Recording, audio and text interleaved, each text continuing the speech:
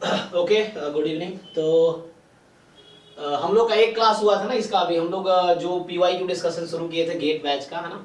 तो अभी 2023 से स्टार्ट किया, फिर 2005 तक करेंगे।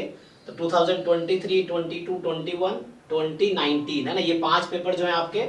इसमें तो गेट स्टैटिस्टिक्स का पर्टिकुलर पेपर है, जिसमें हम लोग है ना टोटल डिस्कस करेंगे, मतलब जितने क्वेश्चंस हैं सारे डिस्कस करेंगे। और बाकी 2018 से पहले, मतलब 19 से पहले, है ना, तो गेट स्टैटिस्टिक्स तो 19 से स्टार्ट हुआ है। तो 2018 या उससे पहले क्या है, गेट मैथमेटिक्स में कुछ क्वेश्चन आते थे, तो हम लोग वो क्वेश्चंस करेंगे जो अभी सिलेबस में है। एटलीस्ट स्टैटिस्टिक्स के क्वेश्चन करेंगे 2000 ना, एटलीस्ट 5 से लेके 18 तक का। पीडीएफ मैंने भेजा भी था आप लोगों को ग्रुप में एक बार, है ना, तो आप लोगों ने सॉल्व किए भी होंगे। तो उधर आसान क्वेश्चन आते थे, अब थोड़े है ना जो अलग पेपर हुआ है। तो मेनली आपको इंपॉर्टेंट है करना 23 से 2019 तक का जो गेट स्टैटिस्टिक्स का पेपर है, उसके एक एक क्वेश्चन कीजिए। सिलेबस कई बार चेंज होते रहे तो आप देख लीजिएगा सिलेबस अभी क्या है, क्योंकि सिलेबस है ना चेंज होता रहा है। तो पहले एनोवा भी था, या कई बार डिफरेंशियल क्वेश्चन मिल जाते हैं। तो ऐसी चीजें जो अभी सिलेबस में नहीं है उसको आप इग्नोर कर सकते हो, है ना। ठीक है, तो अभी हम लोग क्या करते हैं, तो आई थिंक लास्ट टाइम जो मैंने स्टार्ट किया था ना, तो अभी जैसे हम डिस्कस कर रहे हैं, जैसे अप्रोच डिस्कस कर रहे हैं, आपको सॉल्व करके आना है, फिर उसका डाउट डिस्कस होगा। तो आप अगर सॉल्व करके आओगे तो डाउट पूछ पाओगे कि हाँ ये क्वेश्चन में डाउट है। तो लास्ट क्लास में मैंने 31 तक, ये दूसरा लेक्चर है ना, बैच 6 का लेक्चर 2 है ये। तो बैच 6 में हम लोग पीवाईक्यू गेट का कर रहे हैं। तो पहला लेक्चर में 31 तक हमने डिस्कस किया था हाउ टू सॉल्व क्वेश्चंस, और ये दूसरा लेक्चर है उसका। तो यहाँ पे हमारा अभी 32 से स्टार्ट करता हूँ, 65 तक हम लोग डिस्कस करते हैं कि कैसे सॉल्व करना है। और इसमें आपको एप्टीट्यूड वाला भी करना है। एप्टीट्यूड 15 मार्क्स का है और बहुत इंपॉर्टेंट है 15 मार्क्स में, क्योंकि आपके जो रैंक आएंगे उस मार्क्स पे आएंगे जो 100 में से आएंगे। तो आप किसी टॉपिक को इग्नोर नहीं कर सकते ना, अगर आप चाहे तो। जैसे 15 मार्क्स का एप्टीट्यूड है तो इग्नोर नहीं करना 15 मार्क्स को, क्योंकि 15 मार्क्स है ना बहुत, उसमें 10 मार्क्स भी ले आएंगे तो आपका रैंक काफी इंप्रूव हो जाएगा। और गेट क्वालिफाई करने के लिए 25 मार्क्स चाहिए ना जनरल कैटेगरी वालों को, तो 25 प्लस तो आपको करना ही है। और वो आपको देखना है कैसे आप कर सकते हैं, इसलिए एप्टीट्यूड क्वेश्चन भी प्रैक्टिस कीजिए पीवाईक्यू से एटलीस्ट, है ना। ठीक है, तो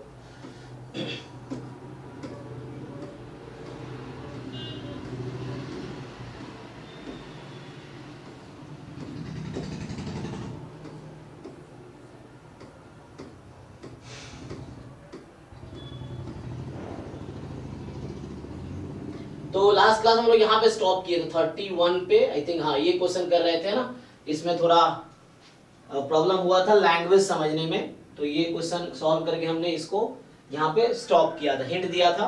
बाकी आप लोगों ने सॉल्व किया होगा। तो आज मैं कोशिश करता हूँ कि एटलीस्ट 32 से लेके 65 तक एक बार हम लोग अप्रोच डिस्कस कर लेते हैं।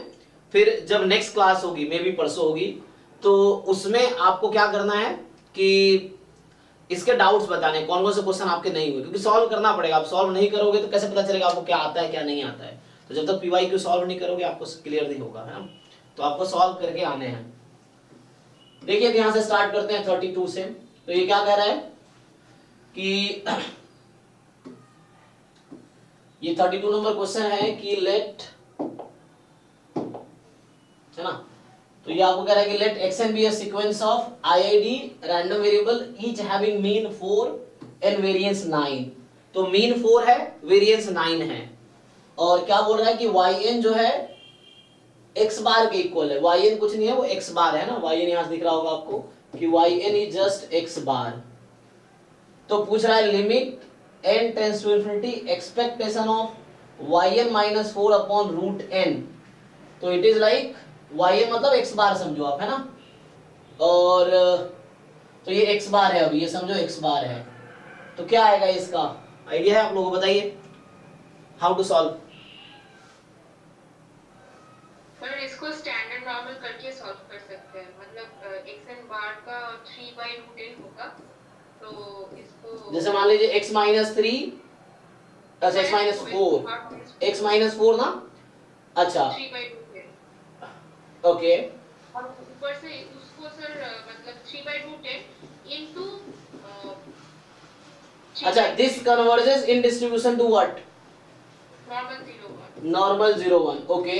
अच्छा, इसको हटा दे अगर हम ऐसा बात करें x बार माइनस 4 और 3/√n 3/√n जस्ट 1/√n। तो ये कहाँ कन्वर्ज करेगी इन डिस्ट्रीब्यूशन टू? ये नॉर्मल 0 3 पे। हाँ, नॉर्मल 0 9 हो जाएगा ना, क्योंकि स्टैंडर्ड डिवीजन 3 है आपका, तो ये नॉर्मल 0 9 हो जाएगा। इसी को यूज कर लेते हैं। तो देखिए डायरेक्ट फॉर्म में नहीं है, एक्चुअली फॉर्म में लाना पड़ेगा आपको। तो यहाँ 1/√n तो है ही नहीं, क्योंकि ये तो यहाँ क्या है, x बार -4 अपॉन √n है, और यहाँ 1 अपॉन √n है, मतलब इनटू √n है। तो एक काम कर सकते हैं हम लोग, इसमें √n ऊपर नीचे 1/9 into 9 करके कर लेंगे, तो chi स्क्वायर हो जाएगा, फिर उसको हो जाएगा, मतलब 1/9 into 9 कर लेंगे, और वो x स्क्वायर हो जाएगा chi स्क्वायर, तो chi स्क्वायर 1 क्या होगा, 1 ही होगा, 1/9। ओके, तो इसको आप सॉल्व कर सकते हैं ना, उससे ये पता चल जाएगा आपको क्या होगा, 9 हो जाएगा इसका वैल्यू। हाँ, नहीं तो मीन के हेल्प से भी कर सकते हैं आप, कि ये एक्चुअली वेरिएंस हो जाएगा इसके इक्वल, वेरिएंस ऑफ दिस, तो उससे भी कर सकते हैं आप। बाद में है ना √n आप लाएंगे, यहाँ अगर मैं √n मल्टीप्लाई करूँ ब्रैकेट के अंदर ही, तो यहाँ पे मल्टीप्लाई करें, ये n हो जाएगा, और n² बन के ये बाहर आ जाएगा, तो ये बच जाएगा expectation of √n minus this, और ये है नॉर्मल 0 सिग्मा स्क्वायर, है ना, तो ये 9/n², मतलब 0 ही आंसर हो जाएगा, एक बार चेक करना आप, शायद 0 आ जाएगा, क्योंकि है ना इस n की वजह से ये n बाहर आ जाएगा, क्योंकि एक्सपेक्टेशन में n का कोई दिक्कत तो है नहीं, तो n बाहर आ जाएगी, तो 1/n² टाइप का बाहर आ जाएगी, तो उससे n 0 ही आ जाएगा। आप आंसर चेक कर सकते हैं, ठीक है ना। तो सॉल्व करके आइए, फिर देखते हैं। नेक्स्ट क्वेश्चन जो है, WT with the standard Brownian motion. ये क्या है, स्टैंडर्ड ब्राउनियन मोशन, हमने पढ़ा था सिलेबस में। तो क्या होता था, WT का डिस्ट्रीब्यूशन क्या होता था, याद है? हाँ, WT का डिस्ट्रीब्यूशन नॉर्मल 0 1, नॉर्मल 0 0 t, है ना, नॉर्मल 0t एक्चुअली। तो ये नॉर्मल 0t है आपके पास। अब आप हमने डायरेक्ट इसका फॉर्मूला लिखा था, अगर आपको याद है तो हमने जब क्लास में आपको बताए थे, तो WT2 given WT1 is equal to, मान लीजिए फॉर एग्जांपल x, तो इसका मैंने डायरेक्ट फॉर्मूला लिखा है, हमने डिराइव किया था ना, normal with what mean and what variance, तो उससे हो जाएगा। क्या आया था, normal 0 t2 t1 into a, okay, t1 is less than, यहाँ पे क्या, हाँ हमारे केस में क्या है, यहाँ पे T2 ज्यादा है T1 से, मतलब T1 लेस देन T2, है ना। और तो जैसे आप बता रहे नॉर्मल 0, हाँ a in t1 minus t2, a into T1 minus T2 या T2 minus T1, t2 minus t1, एक बार चेक कर लीजिए फॉर्मूला, है ना, हमने तब डिराइव किया था जब थ्योरी कर रहे थे, तब डिराइव किया था, अभी भी कर सकते हैं, कोई प्रॉब्लम नहीं होता है ना। हमें पता है कि कंडीशनल है ना, बस ये था कि कोवेरिएंस बिटवीन, ये था हमें पता है ना, ये बाइवेरिएट नॉर्मल बनाएगा, तो बाइवेरिएट नॉर्मल बनाएगा, तो उस केस में बाइवेरिएट नॉर्मल के केस में यहां से आपके पास sir a t2 minus t1, हां sir a t2 minus t1, okay, तो ये जैसे हो गया आपका, अब उससे कर सकते हैं आप, तो इसका डिस्ट्रीब्यूशन आ जाएगा, तो ये स्क्वायर है जस्ट, तो इसका स्क्वायर है, तो उससे आ जाएगा। फार्मूला गलत लिखा है आपने, क्या है, normal a t2 minus t1, और वेरिएंस क्या, a मतलब वो x होगा सर यहाँ पर, हाँ मतलब ठीक है, वो x जो है यहाँ पे x हो जाएगा, हाँ ओके, वो आपने 0 कोमा लिखा है, 0 नहीं x होगा। अच्छा एक मिनट, उसका देख लेना, मैं डिराइव करना पड़ेगा, मुझे एग्जैक्टली भी याद नहीं है, बट डिराइव कर सकते हैं। मेरे पास है, मैं देखकर ही बोल रही हूँ। अच्छा एक मिनट, तो हम लोग इसका प्रूव किए थे, जैसे हम लोग ये जानते हैं I think, covariance between WT2, WT1 ये कर रहे थे ना, तो WT2 जैसे है या WT है, तो ये नॉर्मल 0, T2 है, तो इसका तो एक तो था, क्या था, रेडियस निकाला था आपने, कोवेरिएंस नहीं निकाला। नहीं वो फॉर्मूला बता रहा हूं, जैसे तो प्रूफ करने के टर्म में इसकी जरूरत पड़ेगी ना, क्योंकि ये इंडिपेंडेंट तो ऐसे है नहीं, तो ओके आप बता रहे हैं कि WT2 given WT1 is equal to, मान लीजिए A है, हाँ अब बताइए A t2 minus t1, okay T2, एक कोमा सर, अच्छा A, T2 minus T1 ये था, हाँ सर, ओके एक बार देख लीजिए सब लोग, है ना, तो ये हमने प्रूफ किया था उसमें, आपको याद रखना पड़ेगा, तो ऐसा है ना, तो यहाँ से आ जाएगा A, T2 minus T1। अब इसको पुट कर लीजिए, यहाँ से ये डिस्ट्रीब्यूशन इसका दिख गया, तो इसका मीन वेरिएंस आ जाएगा, मीन वेरिएंस से स्क्वायर आ जाएगा, तो इसके हेल्प से ट्राई कीजिए, और नहीं होता है फिर नेक्स्ट क्लास में करूंगा। जैसे मान लो कई बार मुझे फॉर्मूला याद नहीं रहता तो मैं क्या करूंगा, मैं फिर ड्राइव कर दूंगा। लेकिन एग्जाम में जाने से पहले आप क्या कीजिए कि उसको या तो याद करके जाइए या फिर आपको ड्राइव करना पड़ेगा उस पॉइंट पे, है ना, ये होता है। ठीक है, तो ये हो गया। नेक्स्ट है xn जो है हमारे पास be a Markov chain with state space, ये दे रखा है। ट्रांजिशन प्रोबेबिलिटी मैट्रिक्स आपको दे रखी है, तो ये पूछ रहा है तो इसका कैसे किया था, सिंपल कंडीशनल प्रोबेबिलिटी यूज कर लेंगे, है ना। तो इसको अगर आपको सॉल्व करना हो तो simply you can use conditional probability और उसके हिसाब से ये जो टीपीएम उसके हिसाब से हो जाएगा, है ना। तो मैं हिंट देता हूँ, सॉल्व नहीं करता हूँ ना, टाइम खत्म हो जाएगा। अब एक बार हिंट देता हूँ, आप सॉल्व कीजिए, ठीक है। सो यहाँ से क्या होगा, फिर आप इसको जस्ट कंडीशनल प्रोबेबिलिटी यूज कीजिए। यहाँ पे क्या है कि x1 x2 x3 जो है नॉर्मल 3 म्यू सिग्मा, ना म्यू वेक्टर है, सिग्मा मैट्रिक्स है और म्यू वेक्टर सिग्मा दे रखा है, ये डेटा दे रखा है आपको। तो ये हमने क्लास में आगे सॉल्व किया ही था। तो x1 - 2x2 + 2x3 का डिस्ट्रीब्यूशन निकाल लेंगे। तो ये है ना, हमारे पास क्या है a' x है, तो a' x का डिस्ट्रीब्यूशन आपने देखा था a' म्यू फिर a' सिग्मा, है ना a, तो उससे आप निकाल लेंगे मीन वेरिएंस, फिर इससे स्टैंडर्ड नॉर्मल में कन्वर्ट कर लो। ये तो इजी है। यहां पे क्या है कि A कोई n cross n real matrix है, ठीक है। सो A जो है n क्रॉस n की रियल मैट्रिक्स है और कंसीडर द फॉलोइंग स्टेटमेंट। अब आपको इसमें देखना है कि क्या क्या है। देखिए A सिमेट्रिक है तो एक ऐसा C मैट्रिक्स एग्जिस्ट करेगी इस तरीके से A + Ci is symmetric and positive definite, symmetric and positive definite. तो बताइए एक ऐसा C एग्जिस्ट कर जाएगा जिसमें A + Ci is symmetric and positive definite with In is identity matrix, तो ऐसा होगा। तो वही डिस्कस कर रहे थे पहले भी, जब हम लोग है ना थ्योरी कर रहे थे इसका तो डिस्कस किया था। तो सिंपल है ना, क्योंकि सिमेट्रिक है तो पॉजिटिव डेफिनिट होने के लिए क्या रिक्वायरमेंट है, जस्ट कोई symmetric matric is positive definite, हाँ आइगन वैल्यूज पॉजिटिव हो जाए ना, आइगन वैल्यूज पॉजिटिव सफिशिएंट है। तो थ्योरम हो गया कि a symmetric real symmetric matrix is positive definite if and only if our eigen value are positive, if and only if है। तो बस क्या है, मान लीजिए A की आइगन वैल्यू एग्जांपल के लिए आपको लगता है कि A की आइगन वैल्यू -100 है, तो कोई प्रॉब्लम नहीं है, C को हम 200 चूज कर लेंगे, क्योंकि इसमें देयर एग्जिस्ट का आपको ये समझना पड़ेगा कि एक ऐसा कांस्टेंट एग्जिस्ट करेगा। तो A की जो भी आइगन वैल्यू हो, मान लो A की आइगन वैल्यू -100 -200 -300 है, तो मुझे ऐसे करना है कि A + Ci की आइगन वैल्यू पॉजिटिव हो जाए, तो मैं C 1000 चूज कर लूंगा, है ना। तो 1000 जो भी नंबर ऐड करेंगे तो समहाउ तो ऐसा एक कांस्टेंट C तो हम ढूंढ ही पाएंगे, बहुत लार्जर हो जाएगा, जिसके लिए A + Ci की आइगन वैल्यू पॉजिटिव हो जाएगी, है ना। तो इजी है, ठीक है। यहां कह रहा है if A is a symmetric and positive definite, तो A सिमेट्रिक है पॉजिटिव डेफिनिट है, तो पूछ रहा है कि then there exist a symmetric and positive definite matrix B such that A is B²। क्या होगा ये, ट्रू या फॉल्स? अगर B = √A होती है, हाँ हाँ, तो A का आइगन वैल्यू λ1 λ2, हाँ A को λ1 λ2 पॉजिटिव देखेंगे, सो √λ1 √λ2 also पॉजिटिव होगा। हाँ, यस यस, आप सही कह रहे हैं, तो वो सही हो जाएगा, है ना। जैसे इसने कहा है कि A सिमेट्रिक और पॉजिटिव डेफिनिट है, तो ये तो मुझे पता ही है कि A की जो आइगन वैल्यूज होंगी वो पॉजिटिव होंगी, और जब A की आइगन वैल्यू पॉजिटिव है तो यहां पे क्या करना है, दिस A = B² है, तो यहां पे जो हम B की आइगन वैल्यू आएगा √A आएगी, पॉजिटिव √A लेंगे एक्चुअली, ठीक है ना। तो ठीक है ना, तो इससे आ जाएगा इजीली कि है तो A = B², तो B = √A, तो पॉजिटिव √ होके आंसर आ जाएगा,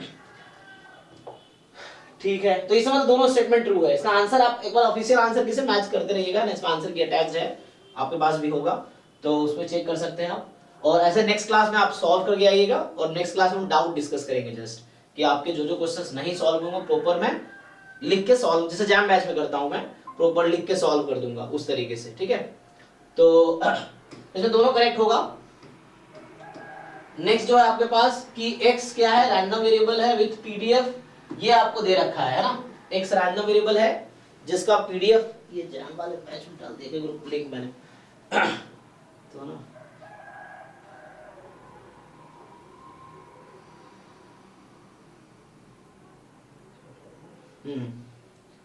तो ठीक है, देखो तो यहाँ पे क्या होगा, x रैंडम वेरिएबल है जिसका पीडीएफ ये है, y बराबर log x है, तो ये तो इजी है ना। क्या करेंगे आप, ये क्या गिवन है, क्या दिख रहा है आप लोगों को, कंडीशनल ट्रांसफॉर्मेशन लेके हो जाएगा। कंडीशनल प्रोबेबिलिटी है, हाँ इजीली हो जाएगा। Probability of y less than 1 intersection y less than 2 और अपॉन में प्रोबेबिलिटी y लेस देन 2, तो इससे आपका कंडीशनल प्रोबेबिलिटी जस्ट यूज कर लीजिए, आ जाएगा। यहाँ पे क्या है, नेक्स्ट जो हमारे पास है कि NT be a poisson process with rate 1, तो लैम्डा 1 है, कंसीडर द फॉलोइंग, तो probability N3 is 3 given N5 is 5। तो इसका मतलब हमने डिस्कस किया था कि पहले 3 मिनट में कितने कस्टमर आए, 3 कस्टमर आए, और पहले अच्छा गिवन है, it is given that in the binomial distribution follow करता है। अच्छा ये थ्योरम है ना, हाँ है ना बाइनोमियल। जी जी जी, तो आपको ये थ्योरम यहाँ भी लिखाया था हमने कि n ऑफ मान लीजिए T1 इज इक्वल टू कुछ भी है ना, n T1 क्या लिखो इसको मैं, चलो अभी आने दो कुछ भी, जैसे ये है n T1 given n T2 is equal to n, तो इसका डिस्ट्रीब्यूशन क्या होता है, इसका डिस्ट्रीब्यूशन बाइनोमियल होता है। बाइनोमियल n कॉमा एक मिनट, यहाँ T1 है, हाँ T1 by T2, फाइन। तो ये हमारे पास है, जब यहाँ पे ऐसा होगा कि ये जो T1 लेस देन T2 है, तो उस केस में ये होता है कि n T1 given n T2 is equal to n, this has distribution binomial n T1 upon T2, तो यहाँ से T1 लेस देन T2 है, ठीक है।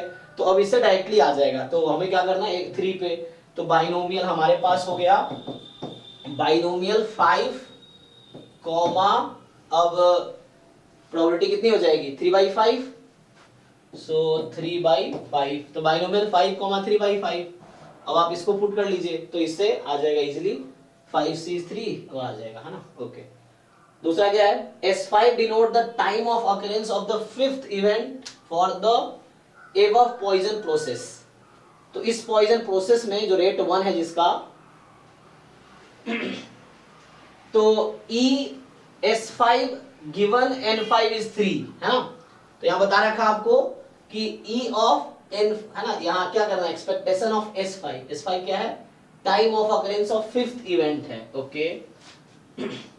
तो एक्सपेक्टेशन ऑफ S5, हाँ तो यहाँ पे N5 is 3, इसका क्या मतलब है कि पहले 5 मिनट में कितने लोग आए, 3, NT का मतलब होता है 0 से 2T में n कस्टमर अराइव, तो यहाँ पे फर्स्ट 5 मिनट में 3 कस्टमर्स आए, तो इसका क्या है, एक्सपेक्टेड टाइम ऑफ अकरेंस, ये तो पूछ रहा है ऑफ द 5th इवेंट, बताइए क्या होगा।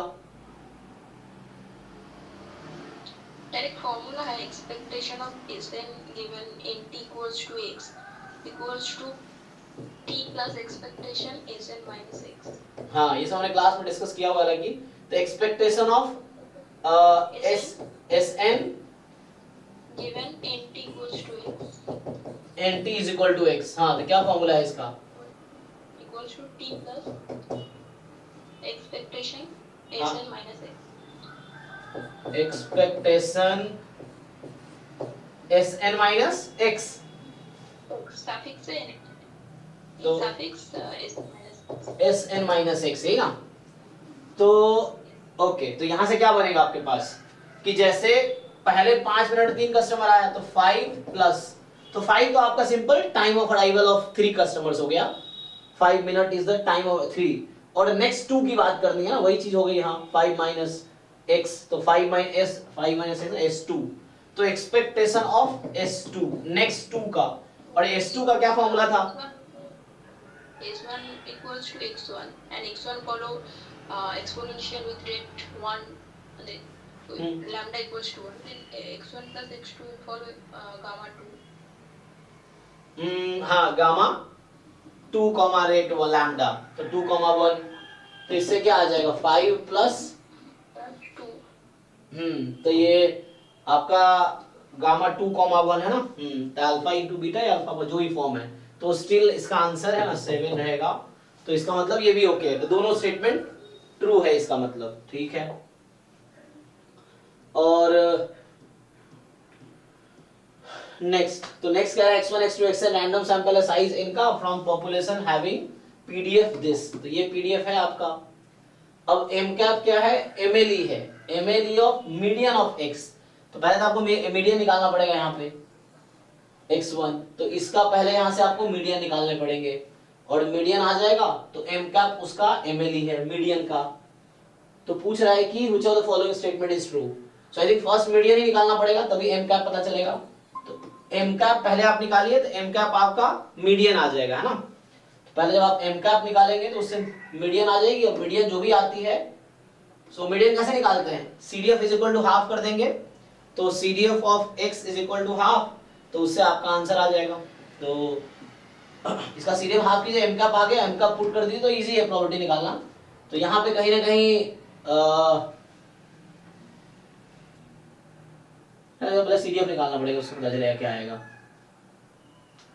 मीडियन क्या होता है, median value of x eight विच, है ना, मतलब ये हमने पढ़ा है कि CDF जो होगा m पे हाफ के इक्वल है, कॉन्टिन्यूअस डिस्ट्रीब्यूशन है, तो कॉन्टिन्यूअस डिस्ट्रीब्यूशन में CDF जो है वो हाफ के इक्वल हो जाएगी, तो वहां से कर लेंगे हम लोग, तो उससे m आ जाएगा, m आ गया तो पुट कर लीजिए, तो आना चाहिए, है ना, ठीक है, तो इसको पुट कर लीजिए, यहां से आ जाएगा। नेक्स्ट जो है आपके पास कि ये कह रहा है कि x1 x2 x10 be a random sample of size 10 from population having normal 0 theta square, तो x10 जो है रैंडम सैंपल है साइज 10 का from population having normal 0, theta square distribution. अब पूछ रहा है थीटा क्या है, अननोन पैरामीटर है, t 1/10 this is the mean square error of ct, तो फॉर्मूला जानते ही हैं, बताइए mean square error of ct as an estimator of theta square, as an estimator of theta square, तो ct जो है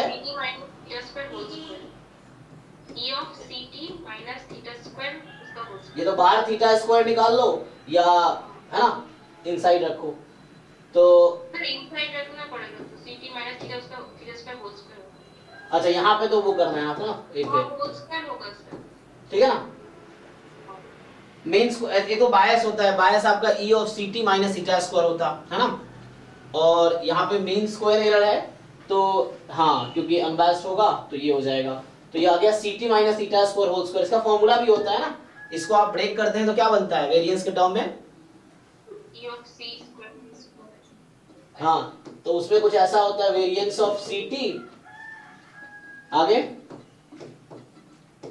बायस, है ना, होल, तो ये भी कर सकते हैं, या तो इससे करिए, ये थीटा स्क्वायर के लिए है, या यही ठीक है, यही से ओपन कर लीजिए इसको a plus b a minus b whole square लगा के, और यहां से आप क्या करेंगे पुट कर लीजिए, और ये सी नॉट ढूंढना पड़ेगा पॉइंट ऑफ मिनिमा, तो c जो है ना पॉइंट ऑफ मिनिमा है, तो ये एक फंक्शन हो गया, like it is a function, आप ऐसा समझ लीजिए कि g ऑफ c ले लीजिए इसको, तो ये g ऑफ c है, इसको ओपन करेंगे तो ये कोई फंक्शन ऑफ c आएगा, तो ये g ऑफ c है, और उससे फिर आप पहले इसको ओपन करके सिंपलीफाई करके फंक्शन ऑफ c आ गया, फिर डिफरेंशिएट करके 0 पुट कर दीजिए, वहां c की वैल्यू आ जाएगी।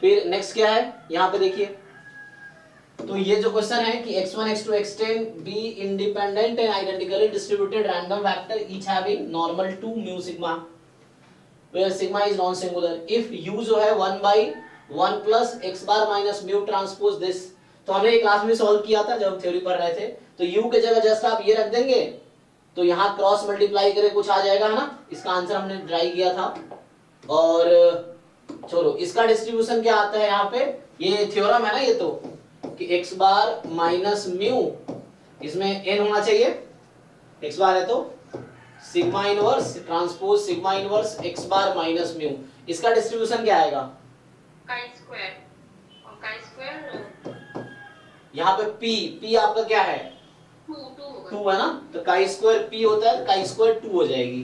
देखिए करना क्या आपको इसमें कि u के प्लेस पे ये पूरा रख दीजिए, फिर क्रॉस मल्टीप्लाई कीजिए, तो इसके टर्म में आपको ले आना। n यहाँ 5 है, आई थिंक 10 है, तो n यहाँ 10 है, तो आप यहाँ 10 रखेंगे, सो है ना, तो ये काई स्क्वायर p बनाएगा, तो मैं देखा था काई स्क्वायर p बनाएगा, और उसके बाद फिर आपका तो p आपका यहाँ पे 2 है और n की वैल्यू 10 है।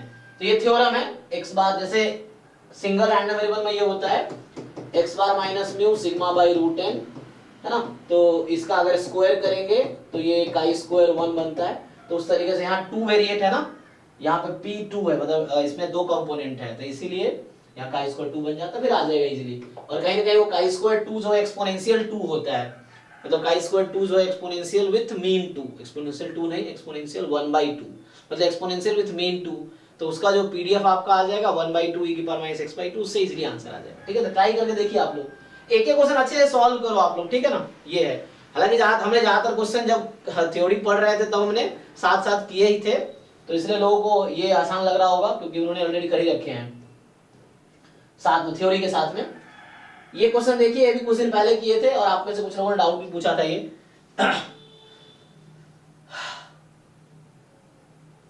अच्छा, तो यहाँ पे क्या है कि सपोज दैट xy है ज्वाइंट पीएमएफ, ये ज्वाइंट पीएमएफ दे रखा है, तो मतलब 0 0 पे मास है, 1 1 पे 1 0 0 1, मतलब हमें सपोर्ट में 0 1 है, x के सपोर्ट में आप देखेंगे तो सिर्फ 0 1 है और y के सपोर्ट में भी 0 1 है। तो जब इसका आप कार्टेशियन प्रोडक्ट करेंगे, जब साथ लेंगे तो पेयर क्या 0 0 0 1 1 0 और 1 1, इस तरह के 4 पॉइंट है, उस पर मास दे दिया।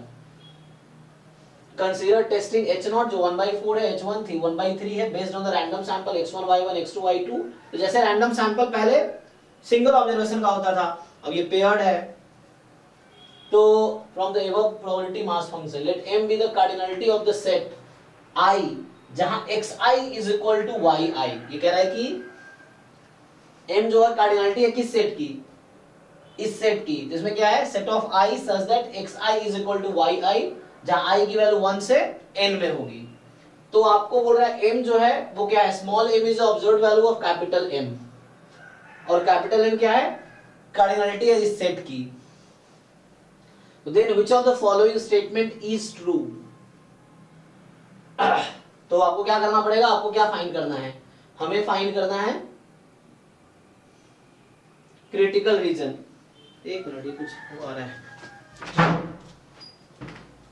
कुछ जलने का आ रहा है क्या, बाहर से धुआं आ रहा है, धुआं आ रहा है बाहर से शायद, तो जलने का तो नहीं आ रहा।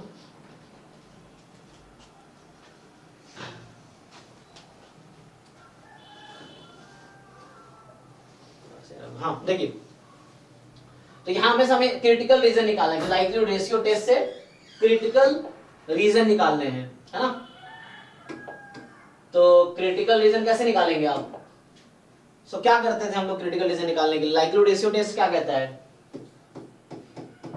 LH0 upon LH1 is less than equal to k, ये होता है ना, LH0 is equal to LH1 is less than equal to k हो जाएगा।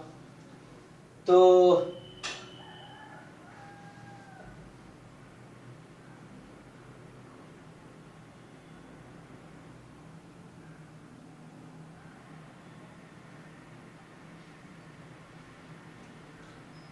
हाँ जी देखिए, तो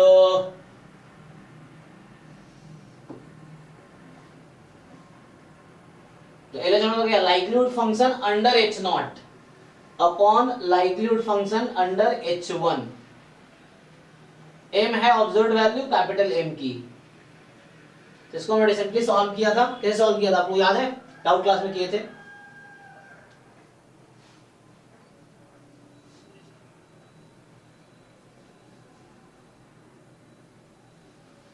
याद नहीं है, तो देखना पड़ेगा। हाँ, LH0 पे क्या करना होगा मुझे, एक्चुअली हमें यहाँ पे लाइक्लीहुड फंक्शन लिखना है, तो लाइक्लीहुड फंक्शन में ये है, 0 और 1 1 का लिया था, एक यहाँ पे क्या कह रखा है, अच्छा m एक दे रखा है ना, तो m कार्डिनलिटी है, हाँ, तो या तो दोनों इक्वल होंगे या दोनों 1 होंगे, है ना। अगर मैं m की बात करूं तो हमारे पास रैंडम सैंपल साइज n के है ना, और तो दोनों या तो इक्वल होंगे।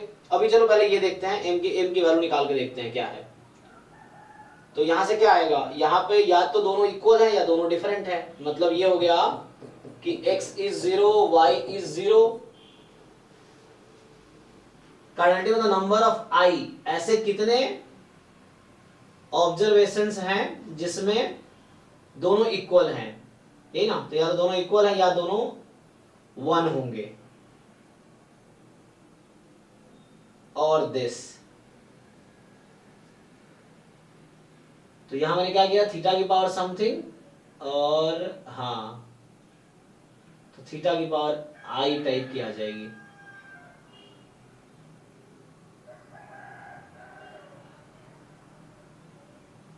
ठीक है, देखिए तो इसमें क्या होगा कि जैसे थीटा है ना, थीटा की पावर आई, और बाकी क्या है 1/2 माइनस थीटा, इसकी पावर कितनी होगी, m कार्डिनलिटी है ना। अच्छा, तो इसकी पावर m एक्चुअली होगी, इसको हटा दो। जब आप लाइक्लीहुड फंक्शन लिखेंगे तो इसकी पावर m और इसकी पावर, सैंपल साइज क्या है आपका n माइनस m, ये होगी। देखिए क्या कर रहा हूं मैं, थीटा की पावर m क्यों लिया मैंने, थीटा किसकी प्रॉपर्टी है, इक्वल होने की, और m क्या है, what is this m, capital M। m actually वही नंबर है जहां पे दोनों इक्वल है। m is i such that xi is yi, है ना। तो जैसे x1 y1 इक्वल है, x2 y2 इक्वल है, x3 y3 इक्वल है। अच्छा, लाइक्लीहुड फंक्शन क्या होगा यहाँ पे अगर मैं बात करूं, तो जॉइंट पीएमएफ क्या होगा, ये होगा ना कि x और y ये जॉइंट पीएमएफ है।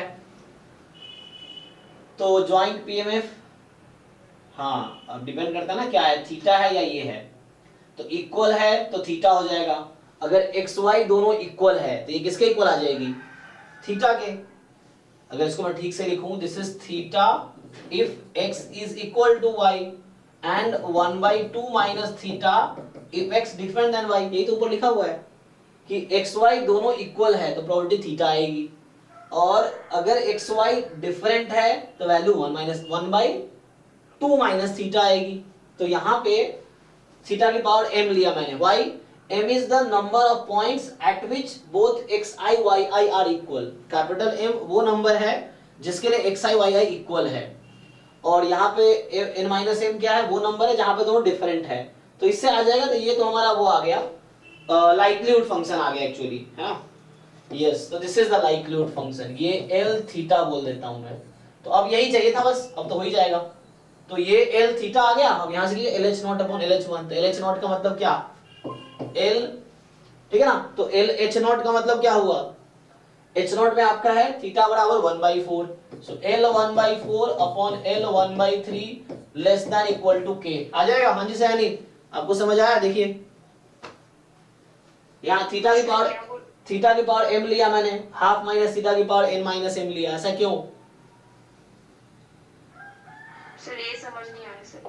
हाँ मतलब अगर ये पूछे हम कि जैसे देखिए लाइक्लीहुड फंक्शन क्या होती है, लाइक्लीहुड फंक्शन का डेफिनेशन क्या है यूनिवेरिएट केस में,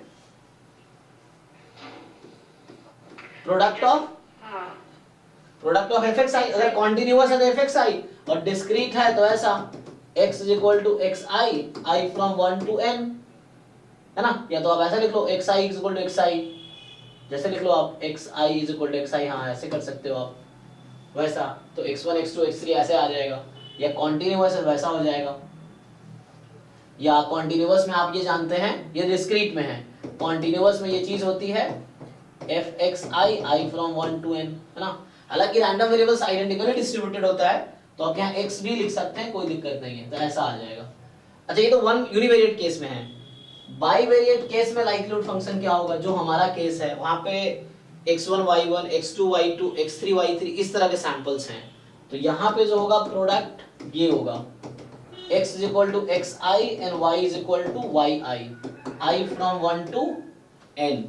तो यही हम कर रहे थे एक्चुअली। तो या तो xi yi के इक्वल होगा या फिर डिफरेंट होगा, ये मतलब है ना कि ये तो xi yi या तो इक्वल होंगे या डिफरेंट होंगे। तो क्वेश्चन में लिख रखा है कि जब इक्वल है एक्चुअली तो यहाँ पे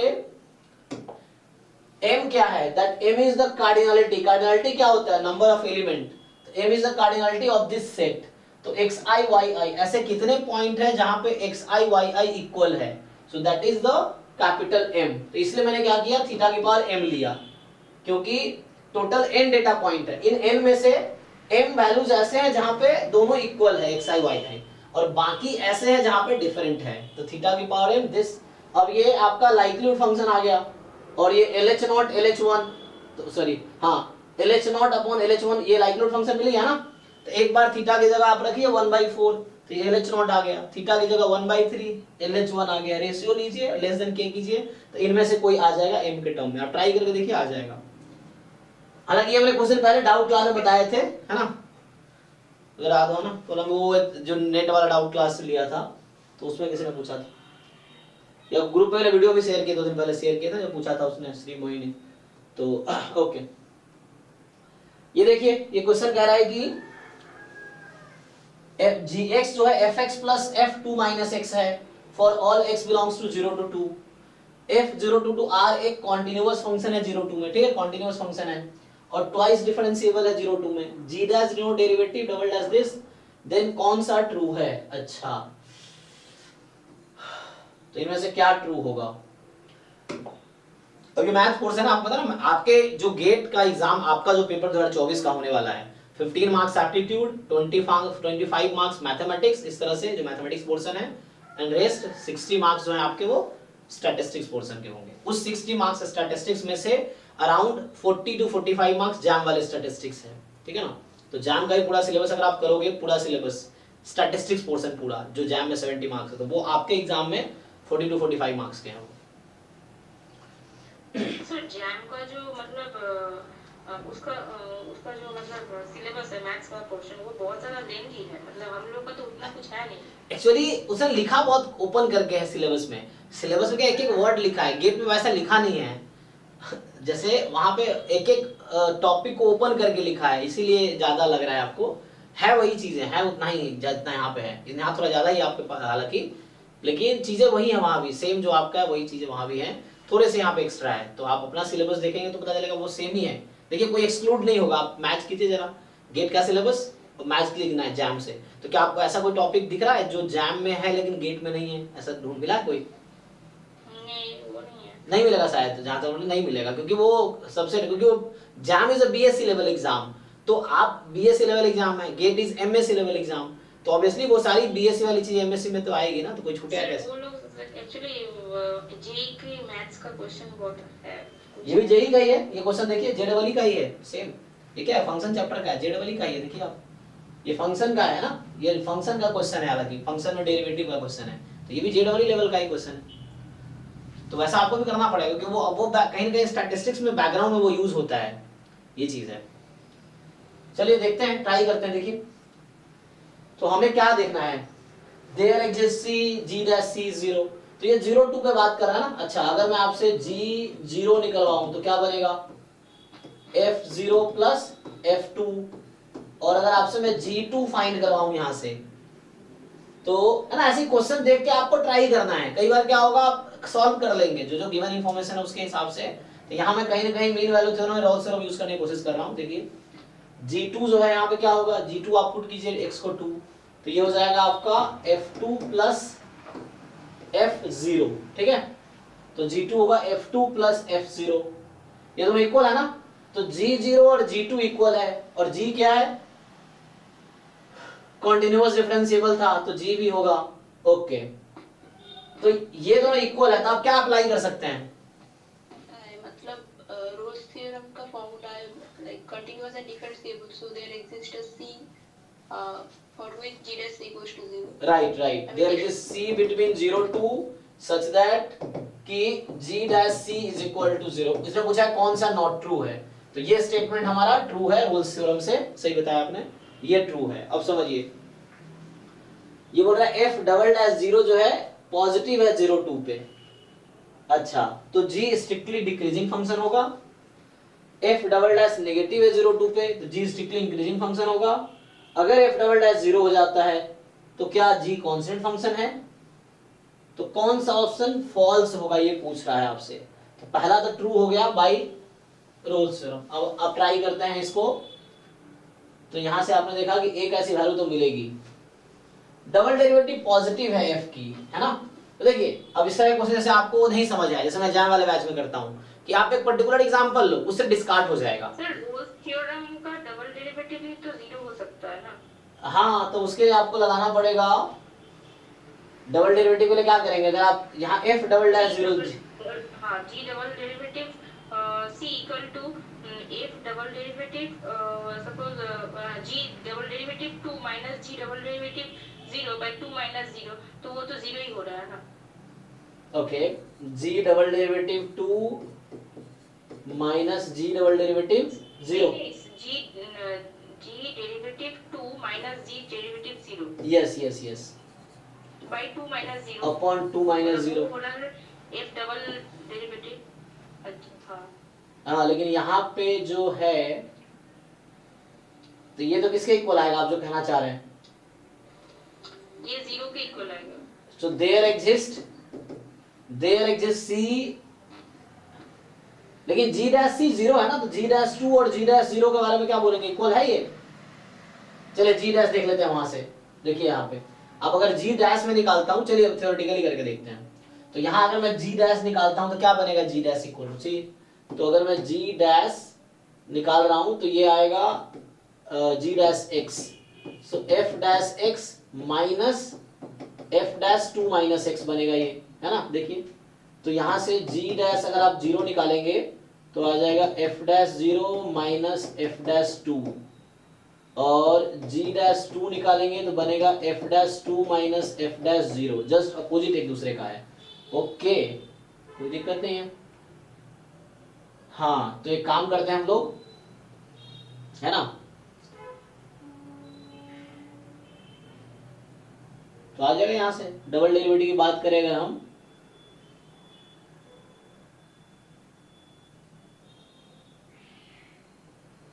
सिमिलरली अगर हम यहाँ डबल डेरिवेटिव की बात करें, g डबल डैश x निकाले तो फिर से वैसे ही आ जाएगा f double dash x plus f double dash 2 minus x, तो ये g डबल डैश x है।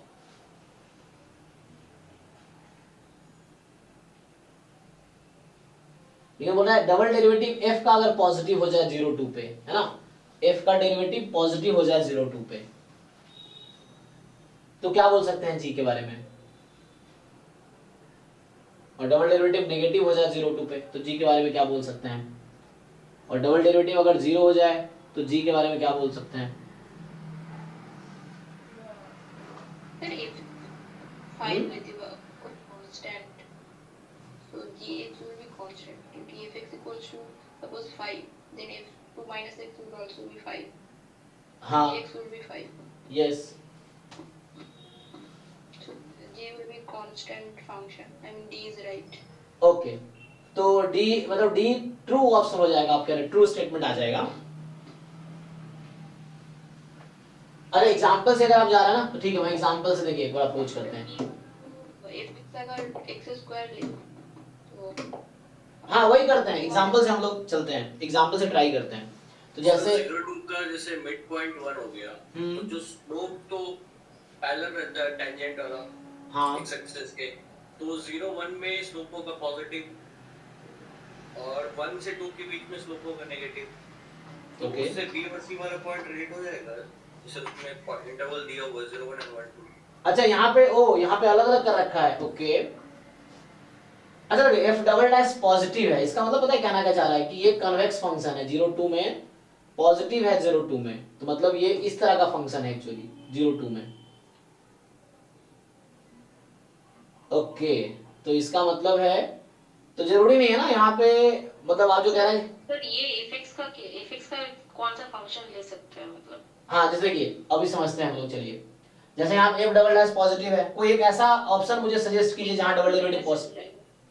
अभी बता रहे थे ना वो x स्क्वायर, अभी समझिए x स्क्वायर बता रहे थे, तो x स्क्वायर क्या है, x स्क्वायर का डबल डेरिवेटिव पॉजिटिव होगा। हम एग्जांपल ट्राई करके देखते हैं पहले। तो x स्क्वायर का जो डबल डेरिवेटिव है वो 2 आएगा, ठीक। अब चलिए, तो यहां से अगर आप g निकालो x स्क्वायर की हेल्प से तो आपका gx क्या होगा, x square plus 2 minus x whole square, तो g डैश x निकालेंगे तो 2x, फिर यहां आ जाएगा माइनस में 2 टाइम 2 माइनस x, माइनस है ना। अच्छा, अब ये कह रहा है कि g जो g स्ट्रिक्टली इंक्रीजिंग ऑन, इसको सिंपलीफाई करते हैं, तो सिंप्लीफाई करेंगे तो 2x और ये प्लस 2x, 4x माइनस 4, सो 4 टाइम x माइनस 1 आया, ठीक। तो ये 0 से 1 में डिक्रीजिंग है, तो ये एक्चुअली जब x की वैल्यू लेस देन 1 है, मोर देन 0 है, तो x माइनस 1 क्या हो जाएगा आपका, लेस देन 0 आ जाएगा।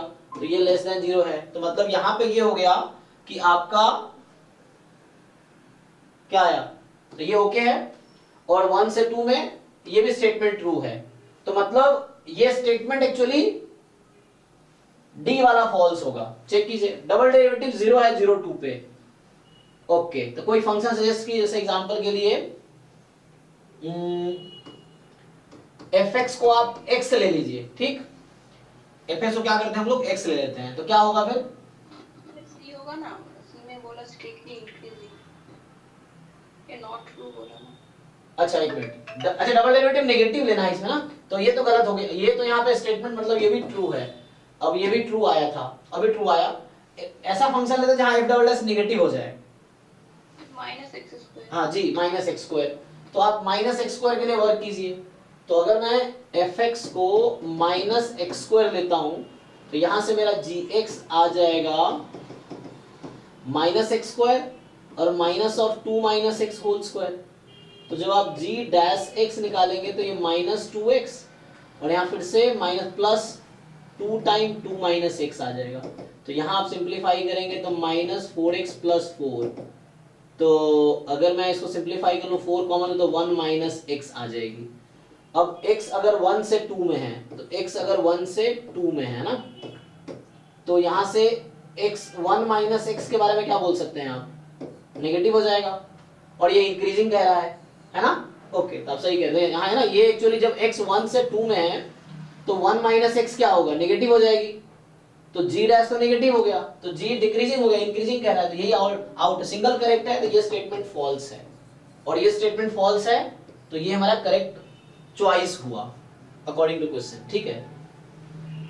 तो हमने माइनस एक्स स्क्वायर लिया, आपने fx को माइनस, यहाँ डबल डेरिवेटिव नेगेटिव होना चाहिए था, fx को हमने माइनस एक्स स्क्वायर लिया और उसके हिसाब से ये डिक्रीजिंग आया, लेकिन ये इंक्रीजिंग कह रहे थे, गलत आया, वो चीज है। बाकी है ना, ये ट्रू आ जाएगा, डबल डेरिवेटिव 0 है तो वो ट्रू ही आ जाएगा।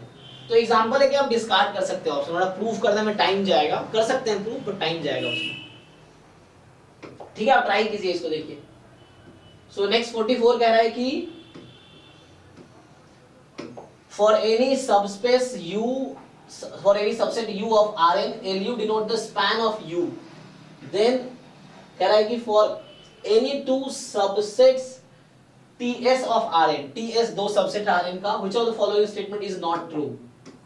तो आई थिंक हमने है ना, कौन सा ट्रू नहीं है ना, तो हमें एक ऑप्शन ये सिंगल करेक्ट है, तो एक ही चुनना है कौन सा ट्रू नहीं है।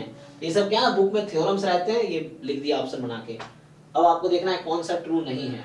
तो कह रहा है T प्रॉपर सबसेट है इसका, तो LT भी प्रॉपर सबसेट, इसका मैंने एग्जांपल दिया था। जैसे मान लीजिए T मैं लेता हूं, हमारा एग्जांपल समझिए, ये Rn ना, n को मैं ले लेता हूं फॉर तत्काल 2, n को मैंने अज्यूम किया 2, मतलब R² मेरा वेक्टर स्पेस है, तो R² वेक्टर स्पेस है।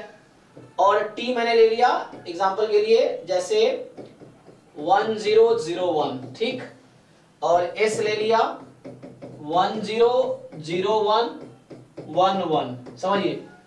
तो अब TS में कोई रिलेशन नहीं है, any two subset you choose T and S, तो मैंने ये सबसेट चूज किया किसका, R² का, ये R² का सबसेट है। R² में बहुत सारे ऑर्डर पेयर है, इनफैक्ट कितने ऑर्डर पेयर हो सकते हैं, वो R² में ऑर्डर पेयर है, ये ले लिया। अब T प्रॉपर सबसेट ऐसा है, यस, सो T प्रॉपर सबसेट है, इसका इक्वल तो नहीं है, तो LT भी प्रॉपर सबसेट होगा LS का, तो L क्या था यहाँ पे, स्पैन था, L is the span of U। तो आप बताइए ये जो T सेट है ये किसको स्पैन करेगा, आपको याद है स्पैन क्या होता है, set of all linear combinations. तो इन दोनों का जो लीनियर कॉम्बिनेशन लेंगे तो उससे क्या मिलेगा हमें, इसका स्पैन क्या आएगा, ये पूरा R² आ जाएगा, क्योंकि ये दो लीनियरली इंडिपेंडेंट एलिमेंट है और लीनियरली इंडिपेंडेंट भी है और ये स्पैन भी कर रहा होगा, तो पूरा R² आ जाएगा। यहां से भी ये, हालांकि ये डिपेंडेंट है, तो यहां से जो TS है LS वो भी आर स्क्वायर आ जाएगा, दोनों आर स्क्वायर आ जाएगा, ठीक है ना, ये भी आर स्क्वायर स्पैन करेगा ये भी। तो क्या प्रॉपर सबसेट है दोनों? नहीं, तो यही नॉट ट्रू आ गया, तो यही करेक्ट ऑप्शन है, देख लीजिए। तो ए ही इसका करेक्ट, बाकी चेक करने जो बाकी थ्योरम्स हैं। तो लीनियर स्पैन ऑफ एस, तो इसका स्पैन का स्पैन लेंगे लीनियर स्पैन ही आएगा। टी यूनियन एस का डेफिनेशन ये है ना कि u प्लस एस आएगा ना, टी यूनियन एस लेंगे तो linear span of T union S ये आ जाएगा u प्लस बी। और for alpha beta gamma with 3 vector in this, so ये 0 है, तो linear span of this is this. क्योंकि आप क्या कर सकते हैं, बीटा है ना अल्फा, तो अल्फा की वैल्यू चाहो तो निकाल के रख दो यहाँ पे, तो ये कहीं ना कहीं बीटा गामा सेम स्पैन करेगा, क्योंकि ये लीनियर दोनों का लीनियर कॉम्बिनेशन सेम ही आएगा इस इक्वेशन से, इसीलिए। तो यही करेक्ट ऑप्शन होगा, चेक कर लीजिए पहले। और ये कह रहा है f कॉन्टिन्यूअस फंक्शन है 0 1 2 set of all real number में। अच्छा f जो है 0 1 से r में आप ऑप्शंस है। हाँ तो नहीं सिर्फ ये है कॉन्टिन्यूअस फंक्शन पावर सीरीज पर कोई बात नहीं, हो जाएगा, देखते हैं। f कॉन्टिन्यूअस फंक्शन है 0 1 2 r में, then which of the following statement is not true, कौन सा ट्रू नहीं है, तो फिर से नॉट ट्रू चुनना है आपको। For any sequence xn in 0 1 fxn upon n square absolutely convergent होगा। तो यहाँ पे ये सीरीज हो गया ना, दिस इज सीरीज है, कोई दिक्कत नहीं है, this is just a series. तो आप कोई fx बताओ। हाँ सीक्वेंस ऑफ फंक्शन है, तो ये sequence of series of function ही तो है। हाँ कोई बात नहीं है, यहाँ पे क्या होगा, कोई fxn सजेस्ट कीजिए, आप fx कुछ लीजिए।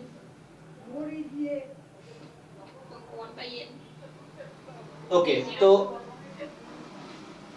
इसने कहा डोमेन 0 to 1 है, डोमेन x की वैल्यू 0 to 1 लेंगे, 1/n स्क्वायर कुछ भी ले लो, जैसे अरे फंक्शन का रेंज 0 to 1 नहीं है ना, एक मिनट, और continuous function from this to this, function का डोमेन 0 1 है, रेंज कुछ भी हो सकता है, आप fx बराबर x भी ले सकते हैं, क्या दिक्कत है।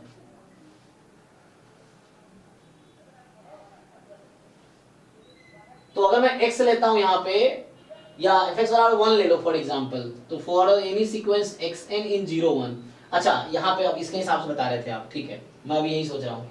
तो for any sequence xn in 0 1, right, तो जैसे आप बता रहे हैं कि यहाँ पे xn को मुझे लेना पड़ेगा 1/n ले लेते हैं, 1/n स्क्वायर ले लेते हैं, तो 1/n लेंगे तो कन्वर्जेंट ही रहेगा, n स्क्वायर लेंगे तब भी कन्वर्जेंट रहेगा फॉर एनी सीक्वेंस। अगर -1 की पावर n लेंगे तभी ओके रहेगा। तो एब्सोल्युटली कन्वर्जेंट बोल रहे हो। हाँ तो एब्सोल्युटली का मतलब ये मॉड लेंगे तब भी कन्वर्जेंट रहेगा, है ना। एब्सोल्युटली का मतलब क्या है कि इसका मॉड लेने के बाद भी ये कन्वर्जेंट रहेगा, ये मतलब है, तो कोई दिक्कत नहीं है, ये तो मुझे लग रहा है ट्रू होना चाहिए। पहला स्टेटमेंट ट्रू है, मतलब स्टेटमेंट इज ओके। fx को आपने लिया 1/n या 1/n स्क्वायर, तो वो कन्वर्जेंट ही रहेगा,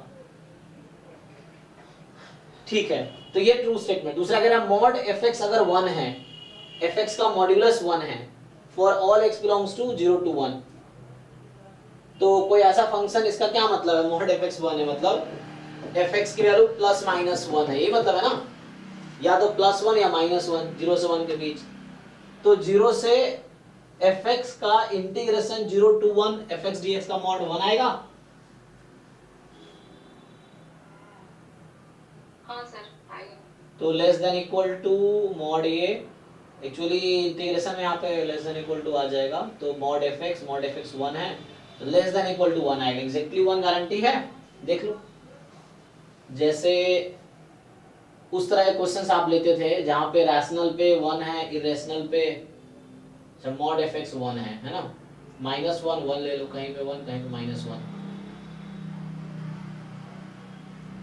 ठीक है, ये भी बोला ट्रू ही आएगा, तो ये ओके हो जाएगा यहाँ पे, है ना। ये कॉन्टिन्यूअस फंक्शन है ना, ऐसा कुछ कहा नहीं, कॉन्टिन्यूअस फंक्शन है यहाँ पे। तो fx जो लेंगे वो कॉन्टिन्यूअस, तो डिसकॉन्टिन्यूअस नहीं ले सकते, जो मैं सोच रहा था कि 1 ले लो रेशनल के लिए, -1 इरेशनल के लिए, वैसा कुछ तभी मॉड, लेकिन कॉन्टिन्यूअस है, तो कॉन्टिन्यूअस है तो कोई दिक्कत नहीं है, कॉन्टिन्यूअस है तो यू कैन इंटरचेंज, तो यहाँ पे just 0 to 1 mod fx dx आ जाएगा, तो ये ओके है, तो ये 1 आ जाएगा, तो ये भी ट्रू स्टेटमेंट लग रहा है। तो हमें फॉल्स चुनना है, xn कोई सीक्वेंस है 0 1 में सच दैट कि fxn कन्वर्जेंट है। अब समझिए xn सीक्वेंस है आपका 0 1 में इस तरीके से कि fxn कन्वर्जेंट है, तो बताइए क्या xn भी कन्वर्जेंट होगा?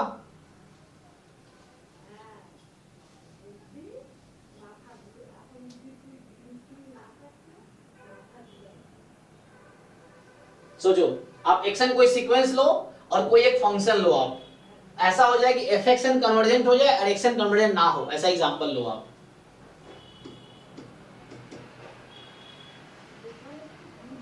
जैसे एग्जांपल के लिए सीक्वेंस 0 1 में है ना, तो 0 1 में है तो एक काम करो, ऐसा ले लो 0 1 अल्टरनेट कर दो।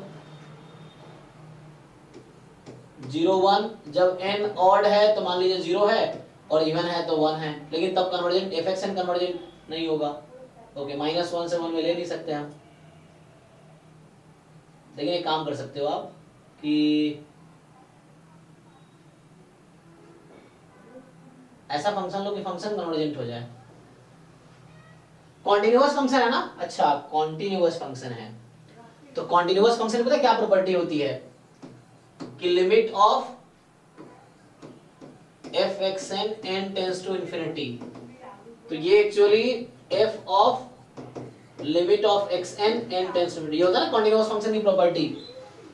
देखिए अगर फंक्शन कॉन्टिन्यूअस है तो लिमिट को आप इनसाइड शिफ्ट कर सकते हैं, कॉन्टिन्यूअस है तब। तो चूंकि कॉन्टिन्यूअस दे रखा है तो ये फिर से ऐसा हो जाएगा, अगर मान लीजिए xn कन्वर्जेंट होगा तो fxn भी कन्वर्जेंट होगा, तो ये कन्वर्जेंट है तो वो भी कन्वर्जेंट हो जाएगा।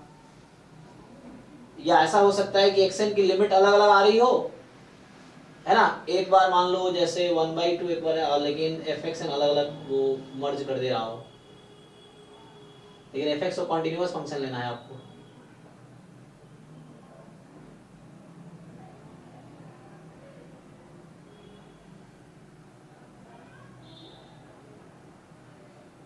ऐसे कैसे, कोई तो गलत होगा यहाँ पे, है ना।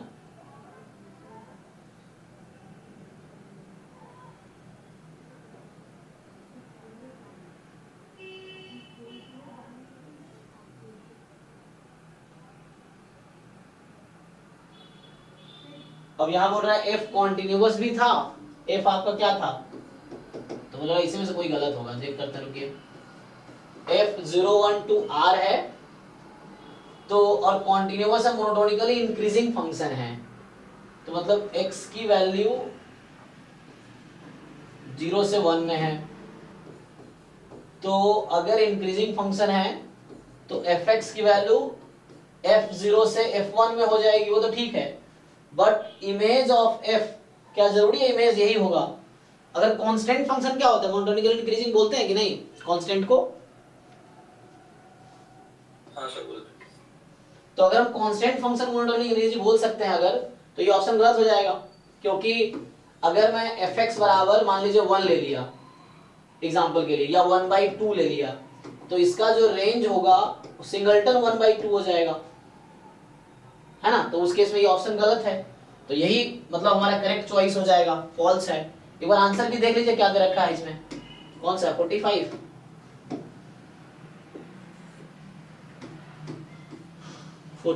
का आंसर सी है। अच्छा सी है, मतलब इसको कुछ गलत है, तो मतलब वो ओके है।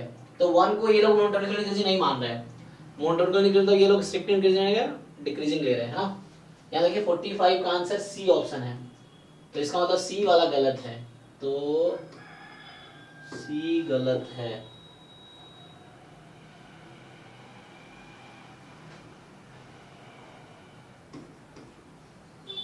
ये था ना, तो इसमें देखिए इसमें सी गलत है एक्चुअली, तो ये मतलब हम लोग यहाँ पे इसका मतलब ये है कि we will not consider constant sequence as a monotonically increasing, है ना, ये कहना चाह रहा है ना कि मतलब कांस्टेंट सीक्वेंस अलग, मोनोटोनिकल इंक्रीजिंग मतलब इंक्रीजिंग फंक्शन हो गया, मोनोटोनिकल डिक्रीजिंग और डिक्रीजिंग हो गया, और कांस्टेंट फंक्शन नहीं आएगा उसमें। तो इसका मतलब ये कहना चला f इज आल्सो कॉन्टिन्यूअस है और मोनोटोनिकली इंक्रीजिंग है, तो इमेज f यही होगा। तो इसका मतलब है कि ये मान के चल रहा है कांस्टेंट फंक्शन नहीं आएगा, तो वो ओके हो जाएगा। तो मुझे इसका काउंटर एग्जांपल ढूंढना पड़ेगा सी वाले का ही फिर तो हम लोग सोच रहे थे ये सही है। अच्छा मैं ये कह रहा था limit of f x n ठीक है, लेकिन फंक्शन आप ऐसा ले लो कि अलग हो जाए, ये तो ओके है, तो ये कन्वर्जेंट ना हो ऐसा करो, लेकिन ये कन्वर्जेंट हो जाए।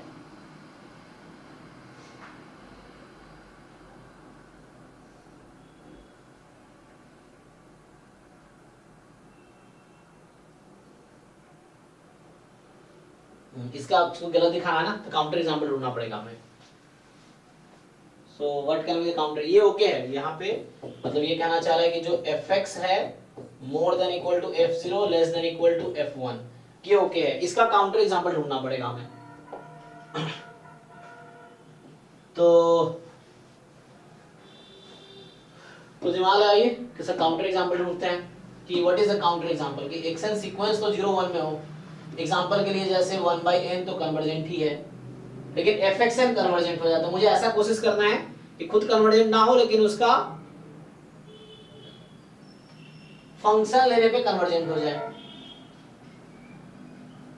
सर fx = x स्क्वायर लिख लीजिए, ठीक है, उससे f of xn 1/n square हो जाएगा, फिर वो कन्वर्जेंट हो जाएगा और xn डाइवर्जेंट हो जाएगा। नहीं, सीरीज डाइवर्जेंट है, सीक्वेंस तो है कन्वर्जेंट। जो आप सोच रहे हो वो सीरीज के बारे में सोच रहे हैं। सीरीज 1/, ये तो इसकी लिमिट 0 पे जा ही रही है, है ना, तो 1/n सीक्वेंस कन्वर्जेंट है, 1/n सीरीज डाइवर्जेंट है। तो हमें इसका काउंटर एग्जांपल बनाना पड़ेगा। काउंटर एग्जांपल,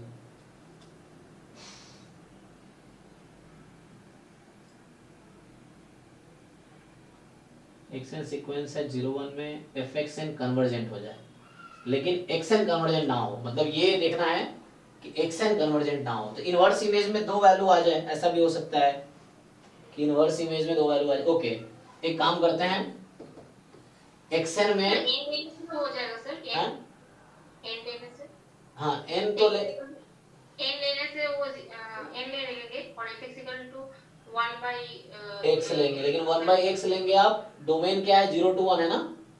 हाँ ओके चलिए ठीक है, सोचते हैं। तो xn को अगर हमने n लिया, ठीक है, और fx को हमें लेना ऐसा फंक्शन 0 1 में डिफाइंड हो, फंक्शन 0 1 में डिफाइंड हो, तो कोई बात नहीं, ऐसा लेते हैं 1/x + 1, है ना, तो हो जाएगा। ठीक है, यहां से आप क्या कीजिए कि xn को n लीजिए और fx को लीजिए 1/1 + x, ये लीजिए। तो अब ये 0 to 1 में डिफाइंड है ना। अब बताइए, तो यहां से xn f of xn क्या हो जाएगा, सही कह रहे हैं ना, तो 1/1 + n, ये फॉर्मूला जो मैं लिखा था वो ओके था, वो कोई दिक्कत नहीं है कि लिमिट को इनसाइड शिफ्ट कर सकते हैं, लेकिन हमें ये देखना है कि xn की लिमिट एग्जिस्ट ना करे बट fxn की लिमिट एग्जिस्ट कर जाए, ऐसा बनाना है फंक्शन। तो जैसे xn की लिमिट एग्जिस्ट ना करे और fxn अब लेते हैं, तो fxn लिखे 1/n + 1, इसकी लिमिट एग्जिस्ट कर रही है। हाँ ठीक है, this is suitable example, this works. So xn is n, sequence n लिया मैंने और फंक्शन 1/x + 1 लिया। उसने कहा फंक्शन 0 1 में डिफाइंड हो, तो x को 0 रखेंगे डिफाइंड है, 1 रखेंगे तब भी डिफाइंड है, उस बीच में भी डिफाइंड है, तो कोई दिक्कत नहीं, दिस इज फाइन। और ये प्रॉपर्टी जो मैं लिखा था ये भी ओके है, आपको इसमें कोई दिक्कत नहीं है। ये थ्योरम है कि कॉन्टिन्यूअस फंक्शन है, तो you can shift this inside, कि ये ओके है। बट प्रॉब्लम ये था, मुझे ये देखना है कि इसकी लिमिट एग्जिस्ट ना करे, है ना, बट इसकी एग्जिस्ट कर जाए, ये चीज है। तो यहाँ पे क्या होगा कि जैसे इसको आप देखेंगे ये इंफिनिटी आ रही है, कोई बात नहीं, 1/1 + इंफिनिटी, ये 0 हो गई। और यहाँ पहले क्या करेंगे आप, 1/1 + xn, और xn की लिमिट इंफिनिटी है। अब आप लिमिट लगाएंगे, वहां पहले लिमिट यूज हो गया और यहाँ बाद में लिमिट यूज हो रहा है, ये डिफरेंस है। तो xn आपका n है, तो अब इसका लिमिट यूज होगा, तब भी आंसर 0 ही आएगा, तो इसमें कोई दिक्कत नहीं है। बट हमें ये देखना था कि fxn कन्वर्ज आ रहा है, तो क्या xn कन्वर्जेंट होगा, तो answer is no because of this example. xn n है, fx 1/x + 1 है, ठीक है। ये तो सिंपल क्वेश्चन है, सीडीएफ आपको दे रखा है, आप प्रोबेबिलिटी निकालना है, तो आपको पता होगा how to find probability using CDF, तो उससे कर लेंगे आप, ठीक है। सर यहाँ पर प्रॉब्लम है सर, बोल, किसमें, कौन से ऑप्शन में? सर ऑप्शन ए में देखिए सर, 1/n है, -1/n है, कोई तो दिक्कत लिमिट एडजस्ट से 0 हो जाएगा। नहीं, पहले लिमिट यूज नहीं करना आपको, आप पहले लिमिट यूज करें गड़बड़ है। यहाँ पे लिमिट, यहाँ प्रोबेबिलिटी में लिमिट अंदर शिफ्ट नहीं कर सकते आप डायरेक्टली। पहले आपको इसको क्या करना होगा, पहले इसका प्रोबेबिलिटी निकालना होगा, फिर लिमिट लगाने हैं, ठीक है। वो कॉन्टिन्यूटी थ्योरम तब अप्लाई होता है जब ऐसा हो event A1 subset of A2 subset of A3 and so on चल रहा हो ऐसा, तो वहां पे होता है limit n tends to infinity probability of an is equal to probability of limit an n tends to infinity. इसको बोलते हैं कंटिन्यूटी थ्योरम ऑफ प्रोबेबिलिटी। तो ये तब ओके है जब ऐसा हो इवेंट आपका। ये चेक कीजिए, ऐसा हो रहा है यहाँ पे n को 1 रखेंगे तो वो सेट और n को 2 रखेंगे तो वो सेट, क्या इस ऑर्डर को फॉलो करेगा? अच्छा सर, अब समझ गई सर, ओके। तो वो देखना पड़ेगा हमें कि हालांकि ऐसा होता है यूनियन ऑफ an हो जाता है, तो ये यूनियन ऑफ an, तो यहाँ पे an is nothing but union of this, तो लास्ट ही आ जाएगा। तो ये तब होता है ऐसा है, तो यहाँ पे ऐसा नहीं होगा। आप जस्ट क्या कीजिए, इसको ऐसा कीजिए CDF of x at -1/n, अच्छा ये इक्वल लगाने रखा था minus CDF of x at, तो इसको हटाता हूँ थोड़ा सा। तो इसको हम क्या करेंगे, पहले इसकी प्रोबेबिलिटी निकालेंगे, limit n tends to infinity CDF of x at -1/n की left hand limit -1/2 plus this, ये आ जाएगा। ये है, अब देखिए ध्यान से, ये CDF को आप ध्यान से देखिए पहले कि आप बताइए जो 1/n माइनस है ये किस कैटेगरी में है इनमें से? -1/n किस कैटेगरी में है? इसमें है, इसमें है, इसमें है, इसमें है, क्या लग रहा है आपको? सर वो है ना, वो में होगा किसमें? x लेस देन -1 में। इसमें होगा ना, नेगेटिव है ये, -1/n तो नेगेटिव है, कुछ भी रख लो। तो चलिए ये वाला यूज कीजिए, फिर अगर इसमें है तो ये वाला पार्ट यूज कीजिए यहाँ पे आप, तो आपका आएगा आंसर यहाँ पे जब यूज करेंगे 1/4 -1/n प्लस 1, ये पहला टर्म आया माइनस। अब -1/2 प्लस 1/n, ये किस कैटेगरी में है? n लार्ज है तो वो x लेस देन 1 में होगा। किसमें? वो सेकंड में, ये भी इसी में आएगा ना, हाँ सर उसी में आएगा, क्योंकि पहला था मेरा 0 -1 यही तो है, तो -1/n इधर आ रहा था, ये भी इधर ही आएगा, इसके क्लोज ही आएगा, है ना। जब n को लार्ज लेंगे तो -1 से थोड़ा ज्यादा होगा, तो -1/2 से थोड़ा ज्यादा होगा, तो इधर ही आएगा, इसी में आएगा फिर भी, तो यही यूज कीजिए आप। तो ये आ जाएगा, सेम यूज होगा 1/4 और आप रखेंगे -1/2 प्लस 1/n, यहाँ पे +1। अब आप लिमिट लगाइए, जो आप सोच रहे थे ना, अब लिमिट लगाइए, n टेंड्स टू यहाँ पे लगाइए इंफिनिटी, तो ये आपका आ गया 1/4, ये 0 + 1 इंटू 1 माइनस, यहाँ आप लगाएंगे तो -1/4, ये 0 हो गया, तो 1 - ½ इंटू ½ तो 1/4 - 1/8, तो इसका आंसर 1/8 आया। और ये कह रहा है कि 5/8, मतलब गलत है। चेक कीजिए, तो पहले इसकी वैल्यूज निकाल लेनी है यहाँ से, और उसके बाद फिर तो ये प्रोबेबिलिटी ये किया, फिर लिमिट लगानी है एंड में, सब में वही करना है, ठीक है। तो आपको इसका भी फॉर्मूला पता है आपको, CDF at 1/n minus CDF at 1/n minus, तो इस पे जंप तो आई थिंक है नहीं, है ना, ये फंक्शन इस पे कंटीन्यूअस है, तो 0 होगा, तो ये भी गलत कह रहा है। अब ट्रू देख लीजिए कौन सा आएगा, ये चीज भी आता है, अच्छा बी आता है, ठीक है ना, तो उससे आप देख लेंगे तो आ जाएगा। फिर 47 है कि ज्वाइंट PDF XY का, तो आप इस पे समेशन लगा देंगे, डबल समेशन इस रीजन पे, तो आप 1 करेंगे C आ जाएगा, यही क्वेश्चन है, C का आएगा, तो आपको डबल समेशन लगाना है इक्वल टू 1, जो ज्वाइंट PMF का डेफिनेशन पे ये क्वेश्चन है, तो ज्वाइंट PMF का डेफिनेशन यूज करेंगे, उससे आ जाएगा।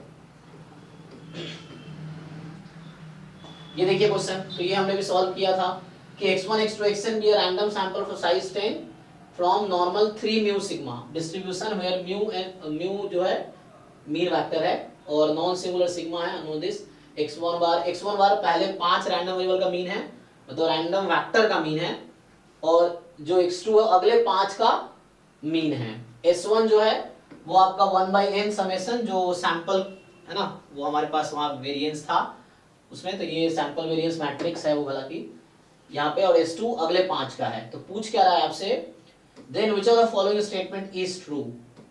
तो हमने वो थ्योरम पढ़े थे, क्या थ्योरम पढ़े थे बताइए, विसर्ट हो गया 4s1 प्लस s2। तो पहले देखिए इसको क्रॉस मल्टीप्लाई करेंगे तो हमने ये पढ़ा था कि n माइनस s जो होता है उसका क्या डिस्ट्रीब्यूशन होता है, विसर्ट होगा विसार्ट p p minus 1 sigma n minus 1 sigma n minus 1 sigma. तो यहाँ पे क्रॉस मल्टीप्लाई करेंगे तो ये 4s1, ये थ्योरम है एक्चुअली। तो 4s1 का जो डिस्ट्रीब्यूशन आता है विसार्ट डिस्ट्रीब्यूशन, p की वैल्यू यहाँ पे कितनी है, p वहां देखिए 3 है, यहाँ p3 है। तो विसार्ट 3 और n माइनस 1, यहाँ पहले 5 का लिया गया था, n माइनस 1 4 होगा, 4 कॉमा सिग्मा। और यही चीज यहाँ से क्रॉस मल्टीप्लाई करेंगे, सेम चीज होगी कि 4s2 जो होगा विसार्ट p 4 कॉमा सिग्मा। फिर अब इन दोनों को ऐड कर देंगे आप, तो इन दोनों को जब आप ऐड करेंगे तो क्या आ जाएगा, W6 W3 8 तो फिर से नॉट ट्रू पूछ रहा है आपसे, है ना, सब में नॉट ट्रू पूछ रहा है। तो इसका जो सम होगा एक्चुअली WT ये 4 प्लस 4 8 हो जाएगा, 8 कॉमा सिग्मा। तो ये 8 है ना, दिस 8 डिग्री ऑफ फ्रीडम। तो ये तो ट्रू है, हमें नॉट ट्रू चुनना है। तो ये वाला नॉट ट्रू आएगा ना, 5 ये नॉट ट्रू आएगा, बाकी ट्रू आएगा। सो ये नॉट ट्रू होगा क्योंकि 5s1 प्लस s2 का थ्योरम नहीं होता है, तो ऐसा बनेगा नहीं एक्चुअली। और हाँ ए बी जो है आपका सिंपल है, तो इसमें वो था हमारे पास क्या था, होटलिंग टी स्क्वायर डिस्ट्रीब्यूशन था। तो उससे ये आता था कि तो होटलिंग टी स्क्वायर डिस्ट्रीब्यूशन का थ्योरम था ना, उसमें फिट कीजिए इसको। तो यहां पे क्या होगा, ये जो आपके पास है this has होटलिंग T square distribution था ना, ऐसा कुछ n टाइम दिस है ना, वैसा कुछ था। तो ये थ्योरम आप लगाएंगे तो यहाँ पे एक होटलिंग टी स्क्वायर का थ्योरम देखेंगे तो आएगा, तो उससे हो जाएगा। तो उसमें एक रिजल्ट था, है ना, एक रिजल्ट है, क्या रिजल्ट था कि तो उससे आपका इजीली ये प्रूफ हो जाएगा। थ्योरम देखना पड़ेगा आपको क्या है, उसके हिसाब से सो इस थ्योरम से आ जाएगा ये। याद है आप लोगों को थ्योरम?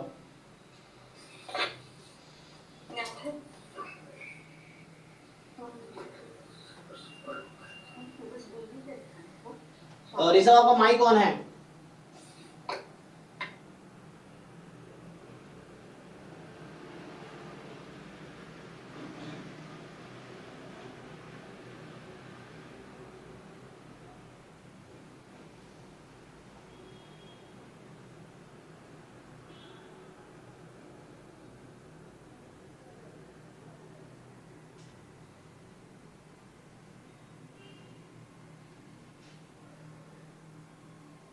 सर पहले सर विसर्ट को काई स्क्वायर करके फिर उसका रेशियो लेके फिर वो एफ आएगा सर। अच्छा, मतलब विसर्ट का मतलब विसर्ट का जो p1 हो जाएगा तो फिर वो काई स्क्वायर हो जाएगा, फिर दोनों काई स्क्वायर का रेशियो लेके फिर हो जाएगा 1। हाँ उससे आ जाएगा ना। हाँ लेकिन डायरेक्ट होटलिंग टी स्क्वायर से f का कोई मतलब नहीं है, डेरिवेशन नहीं किया हुआ है। नहीं मैं बताता हूँ, ये थ्योरम है एक्चुअली, ये वाला थ्योरम देखिए, एक थ्योरम है यहाँ पे कि जो थ्योरम आपके पास जो इसमें यूज होगा इस क्वेश्चन में, ये थ्योरम है कि आपके पास जो होता है ना, जो रैंडम वेक्टर आपके पास है x1 x2 xn जो है, सो इफ दिस फॉलोज, ये वाला थ्योरम यूज होगा, this are IID NP mu sigma, ठीक है ना। तो उस केस में ये थ्योरम आपके पास है n minus 1 time x bar minus mu transpose s inverse x bar minus mu, ठीक है ना। इसका डिस्ट्रीब्यूशन होता है Hotelling T square p comma n minus 1, ठीक है, या n माइनस 1 p कह सकते हैं। तो इस तरह से अब इसको आप सर वहां पर s दिया हुआ है सर, हाँ। n दिया हुआ है, सॉरी n कहाँ पे? n माइनस 1 नहीं होगा सर, वो जो आप जो थ्योरम बोल रहे हैं ना वो n होगा सर। नहीं वहां पर नहीं, वहां पर नहीं, आपने जो थ्योरम लिखा है हाँ यहाँ पर सर वो थ्योरम n दिया हुआ है सर। n दिया हुआ है, पक्का चेक कर लीजिए। हाँ पक्का सर, सर नोट्स में है सर, n ही दिया हुआ है। तो इससे क्या आता है, अगर ये होटलिंग टी स्क्वायर है, एन हमारे पास क्या है यहाँ पे, सर n इसलिए होगा, हाँ एन होगा यहाँ पे, तो एन अगर यहाँ लिख दें हम तो ये एन है ना। हाँ तो n ही होगा, अब होटलिंग टी स्क्वायर से कैसे आता है उस पे, वहाँ पर ये टी स्क्वायर हुआ है, फिर उसके बाद इसको मतलब T square into n minus P, मतलब यहाँ पर n minus P by n minus one into P, वो डायरेक्टली फॉलो करता है f p n minus. This has F distribution with parameter p n minus p। तो ये लगाइए आप, इससे आ जाएगा। इसी थ्योरम पे वो क्वेश्चन है, चेक कीजिए। तो इस थ्योरम पे ये क्वेश्चन है आपका। सर ये मल्टीवेरिएट नॉर्मल मीन टेस्टिंग में वो केस 2 जो है मीन सिग्मा इज अननोन, वहां पर जी जी, तो बताइए अब इसका क्या आ जाएगा, यहाँ से पुट फिट कीजिए जरा इसको। तो इसको अगर आप फिट करेंगे तो क्या होगा, यहाँ पे आप फिट कीजिए। तो ये S1 के लिए लिख रहा है आपका, तो S1 के लिए लिख रहा है ना, ये तो S1 के लिए है। तो n आपका क्या है यहाँ पे, S1 में कितना यूज हुआ है, n 5 ना, तो यहाँ तो n तो 5 है, तो 5 into x1 bar minus mu transpose S1 inverse x1 bar minus mu, this has distribution what, होटलिंग T square. अब इसको आप किससे मल्टीप्लाई कर रहे हैं यहाँ पे, n minus P upon n minus one P. तो n माइनस पी, n क्या है आपका, यहाँ n 5 यूज कर रहे हैं आप, n माइनस पी क्या है आपका 3 upon n minus 1 4 into p is 3। Check कीजिए कितना आएगा,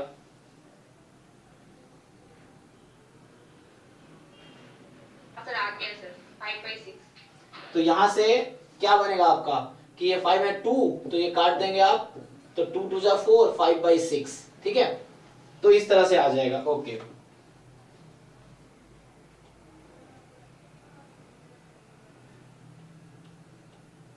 सर वो पेज एक बार दिखाएं। हाँ, तो ये थ्योरम यूज किया हमने यहाँ पे, ये देखिए, तो ये थ्योरम आपको यूज करना है, ये वाला थ्योरम है।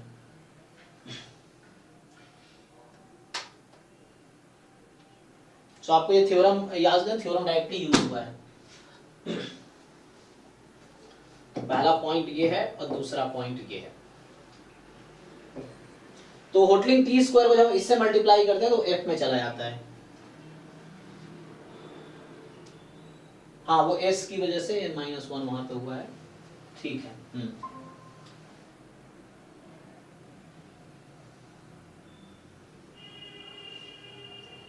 ठीक है ना, हो गया, आगे बढ़े। तो ये थ्योरम है, इस पे क्वेश्चंस हैं। बाकी हमने वो देखा ही है ना, हमने तो वो जैसे देखा n-1 s हैज विसार्ड p, क्या लिखते हैं आप, n-1 सिग्मा, इस तरह से ये भी यूज किया हमने।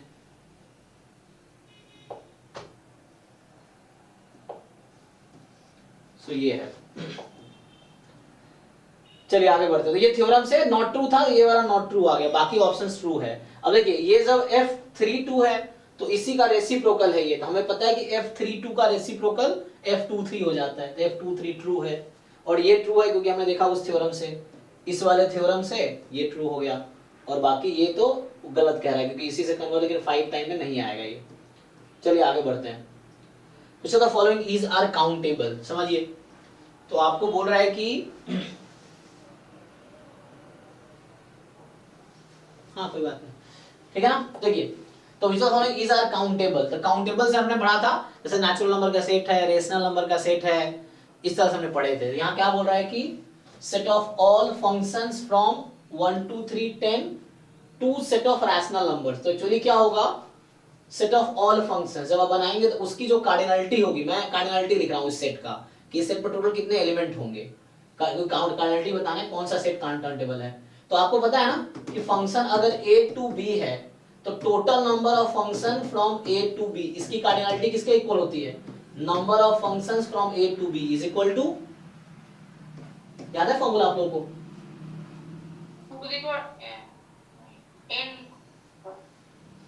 Total number of function from set a to set b, ये होता है number of element in b इसकी power number of element in a। पर ये हमने पढ़ा होगा, जब ये टॉपिक पढ़ा होगा तो बताया होगा हमने, आप देखिएगा रिकॉल करके। तो number of element in B minus number, इसमें क्या होगा, कार्डिनलिटी की बात कर रहे हैं, तो set of rational numbers, set of rational number जितने हैं उसकी पावर ये कितने हैं 10। तो बताइए रैशनल नंबर में जितने नंबर है इनटू 10 कर, मतलब उसी को 10 टाइम मल्टीप्लाई कर, countable finite product of countable set is countable ना, क्योंकि क्यू काउंटेबल है। और इसका मतलब ये जो लिखा है इसका मतलब है कि क्यू बॉक्स, ये मॉड का मतलब यहाँ पे कार्डिनलिटी है, नंबर ऑफ एलिमेंट, मॉड लगाना मतलब नंबर ऑफ एलिमेंट। तो रेशनल नंबर का जो कार्डिनलिटी अलिफ नॉट है, तो दिस इस तरह हो जाता है, तो ये काउंटेबल ही देगा। तो पूछा है कौन सा इज आर काउंटेबल, तो पहला तो है काउंटेबल। दूसरा देखिए set of all function from set of all natural number two 0 1। अब यहां ध्यान दीजिए, ये एक्चुअली क्या हो रहा है, 2 की पावर नेचुरल नंबर, ठीक है, इसमें 2 एलिमेंट है और यहाँ पूरा नेचुरल नंबर, यही फॉर्मूला लगा रहा हूं फिर से मैं। और एक्चुअली ये जो होता है this is equal to cardinality of real number, ये थ्योरम है, ठीक है। 2 की power set of natural number, actually power अब ना पावर सेट, एक सेट में अगर n एलिमेंट है तो उसके पावर सेट में कितने एलिमेंट होंगे, 2 की पावर n, यही यहाँ पे हो रहा है। तो अगर कोई काउंटेबल सेट है मान लीजिए और 2 की पावर कोई काउंटेबल सेट आप ले रहे हैं तो वो अनकाउंटेबल सेट हो जाएगी। तो ये जो 2 की पावर नेचुरल नंबर्स हैं, मतलब 2 एलिमेंट यहाँ पे है, तो मतलब मैं प्रोडक्ट कर रहा हूं तो वहां पे क्या आ जाएगा, ये आई थिंक इरेशनल नंबर आ जाएगा, ठीक है ना, चेक कीजिए एक बारी। तो ये आपका नॉट काउंटेबल होना चाहिए, चेक करते हैं। Set of all integer valued sequence with only finitely many non-zero terms, set of all integer valued sequence, set of all integer valued sequence with only finitely many non-zero terms.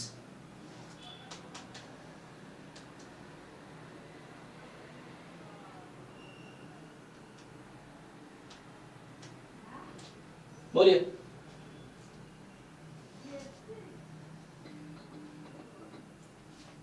Sequence में क्या है, integer valued है, क्या बोल रहा है, finitely many non zero terms. Sequence में non zero terms है, फाइनाइटली मेनी है।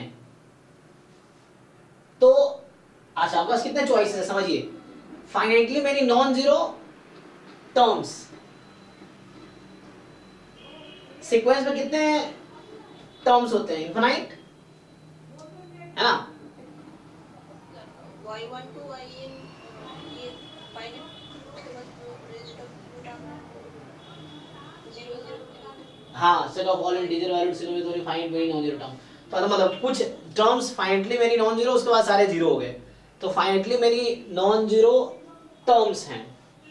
तो नॉन जीरो टर्म मतलब इंटीजर ही होगा, तो इंटीजर इनटू इंटीजर चलता रहेगा, इंटीजर कितने times, finitely many time. Cardinality अगर लिखेंगे तो मैं total number of possible sequences count कर रहा हूं, नंबर ऑफ एलिमेंट लिख रहा हूं इस सेट में। तो z इंटू जो नॉन जीरो है तो एक हटा दो कोई बात नहीं, तो इनटू इसके है ना कार्डिनलिटी ये रहेगा और बाद में सारे जीरो हो जाएंगे, only finitely many non zero terms. तो ये क्या आ जाएगा, आपको क्या लगता है ये सेट किसके इक्वल आएगी, सेट ऑफ रैशनल नंबर का जो है फाइनाइटली मेनी टाइम हम मल्टीप्लाई कर रहे हैं, तो क्या रहेगी, finite product of countable set is countable, तो ये काउंटेबल ही रहेगा, तो ये काउंटेबल होना चाहिए। अब देखते हैं the set of all integer valued sequence converging to 1, set of all integer valued sequences, कि वैसे सीक्वेंस जिसके इंटीजर वैल्यूड आएंगी कन्वर्जिंग टू 1। तो 1/n स्क्वायर ऐसे करते हैं। अगर सीक्वेंस पिक कॉमन लेती है, आपकी आवाज थोड़ा लाउड बोलिए, आवाज नहीं आ रही क्लियर। फिर कांस्टेंट सीक्वेंस आई मीन शुरू आई मीन ओनली वन, ठीक है, तो एक तो जैसे कन्वर्जिंग टू 1 एक कांस्टेंट सीक्वेंस हो गया, और भी तो हो सकता है। तो 1 + 1/n स्क्वायर ऐसे करते हैं। हाँ 1 + 1/n 1 + 1/n स्क्वायर, लेकिन इंटीजर वैल्यूड सीक्वेंस है, नहीं ये इंटीजर वैल्यूड है, सीक्वेंस के सारे टर्म इंटीजर होंगे, तो 1 + 1/n सीक्वेंस नहीं ले सकते यहाँ पे। तो इसका मतलब है कुछ फाइनाइट टर्म्स कोई 1 के अलावा होगा, उसके बाद सारे टर्म्स 1 होंगे, है ना। कुछ फाइनाइट नंबर ऑफ टर्म्स जो होंगे वो क्या होंगे, 1 के अलावा कुछ हो सकता है, अदरवाइज कुछ टर्म के बाद सारे टर्म्स 1 हो जाएंगे। तो 1 तो अनकाउंटेबल मेनी चॉइसेस हैं, है ना, 1 के लिए, तो 1 फिक्स हो गया। बाकी जो एलिमेंट्स हैं वो क्या हैं, हमें नंबर ऑफ एलिमेंट काउंट करना था कि देखना है सेट काउंटेबल है कि अनकाउंटेबल है।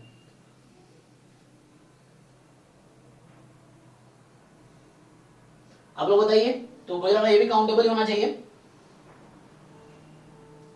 कन्वर्जिंग टू 1, तो 1 1 1, तो कुछ टर्म बाद तो सारे 1 ही हो जाने हैं। तो पहले ही कुछ फाइनाइट नंबर ऑफ, है ना, डेफिनेशन में क्या होता है, there exist m such that, है ना, n मोर देन m, तो xn minus 1 less than epsilon, तो उसका मतलब उसके बाद सारे टर्म 1 हो जाएंगे। तो फाइनाइट नंबर ऑफ इंटीजर्स आ सकता है, तो यहाँ भी यही सेम ही चीज है, तो मतलब सी डी का सेम ही होना चाहिए। पर आंसर चेक कर लेते हैं इसका, 49 है ना, तो 49 का चेक करते हैं क्या दे रखा है, 49 ACD, ठीक है, हमने सही डिसाइड किया ACD, तो ओके है ना, हमने ठीक डिसाइड किया, ये ना, ये था हमारे पास 49, so it was fine. ACD B बस क्या था, 2 की पावर नेचुरल नंबर है जो कि अनकाउंटेबल हो जाएगी, बाकी ठीक है। तो मतलब फाइनाइट सेट का अगर आप काउंटेबल टाइम प्रोडक्ट करेंगे तो अनकाउंटेबल हो जाएगा, ये है। अच्छा यहाँ पे क्या हो रहा था, चलिए 2 की पावर नेचुरल नंबर हो गए ना कार्डिनलिटी, तो ये अनकाउंटेबल थ्योरम होती है, 2 की पावर नेचुरल नंबर, तो इसीलिए यहाँ पे अनकाउंटेबल हो गया, ठीक है, ओके। अगला क्या है आपके पास, ओके, ये तो हमने पहले जब क्लास किए होंगे तब सॉल्व किया होगा, रहने दो इसका डेफिनेशन। तो for given a plus define कर रखा है, a माइनस डिफाइन कर रखा है, xn sequence of real number है, तो कौन सा स्टेटमेंट ट्रू है। तो इसके लिए आपको क्या करना पड़ेगा, you have to construct example, discard करने की कोशिश करते हैं, है ना। हालांकि इज आर ट्रू है, तो इज आर है, तो यहाँ पे है ना डिस्कार्ड कर सकते हैं, ट्रू के लिए फिर प्रूव करके देखना, मतलब ये इंट्यूशन से आ जाएगा, है ना। तो अच्छा अभी टाइम भी हमारे पास है ना, हमें 20 मिनट है अभी, अगली क्लास को है। So for a given real number a plus है maximum a0 और a minus है maximum minus a0, तो ओके, तो सीक्वेंस मुझे following statement is are true, xn converge कर रहा है दोनों कन्वर्ज करेगा, या xn कन्वर्ज कर रहा है 0 पे तो दोनों कन्वर्ज करेंगे, फिर अगर दोनों कन्वर्ज कर रहे हैं तो xn कन्वर्ज करेगा, या xn स्क्वायर कन्वर्ज कर रही है दोनों कन्वर्ज करेंगे। तो ऐसा एग्जांपल बनाना पड़ेगा, इसमें टाइम लगेगा थोड़ा सा। आप क्या करना है, आपको डिफरेंट एग्जांपल्स लेके आप डिस्कार्ड करने की कोशिश करो, नहीं तो आपको लगे ट्रू है तो एक इंट्यूशन बेस्ड आप प्रूफ देख सकते हो, प्रॉपर प्रूफ लिखने की जरूरत नहीं है, इंट्यूशन बेस्ड हम ट्राई कर सकते हैं। मैंने क्लास में जब उठा के डिस्कस किया होगा एक बार, इस एग्जांपल के लिए अभी है ना, इसने कहा xn कन्वर्जेस, तो कोई एक एग्जांपल ऐसा लेते हैं जहां xn कन्वर्ज कर रही हो, एग्जांपल जैसे 1/n एग्जांपल के लिए। अब मुझे xn plus xn minus decide करना है क्या है, या मैं 1 प्लस 1/n ले सकता हूं इसको, xn को, है ना, उस तरीके से। अब देखना है इसके बारे में, तो यहाँ पे जैसे बोला है कि मैक्सिमम a0, a मेरा क्या है xn प्लस का मतलब सीक्वेंस में ना, तो मैक्सिमम 1 है ना, ये टर्म अगर मैं अगर xn ये चूज करता हूँ तो इसके करस्पॉन्डिंग आप ये लिखिए और ये लिखिए, फिर डिसाइड कीजिए कन्वर्ज करेगी डाइवर्स करेगी। तो एक भी काउंटर एग्जांपल मिल गया तो गलत हो जाएगा। अगर आप कुछ काउंटर एग्जांपल ले रहे हैं फिर भी ट्रू आ रहा है तो आप फिर चेक कीजिए क्या ऐसा ट्रू है क्या, फिर वो प्रूफ अपरेंटली आप देख सकते हैं, वही इंट्यूशन बेस्ड वैसा है। ट्राई करके देखें। तो एक क्लास अभी और हम इसका करेंगे, 2023 पेपर का एक क्लास और होगा, इसमें डाउट डिस्कस करेंगे, आप लोग सॉल्व करके आइए।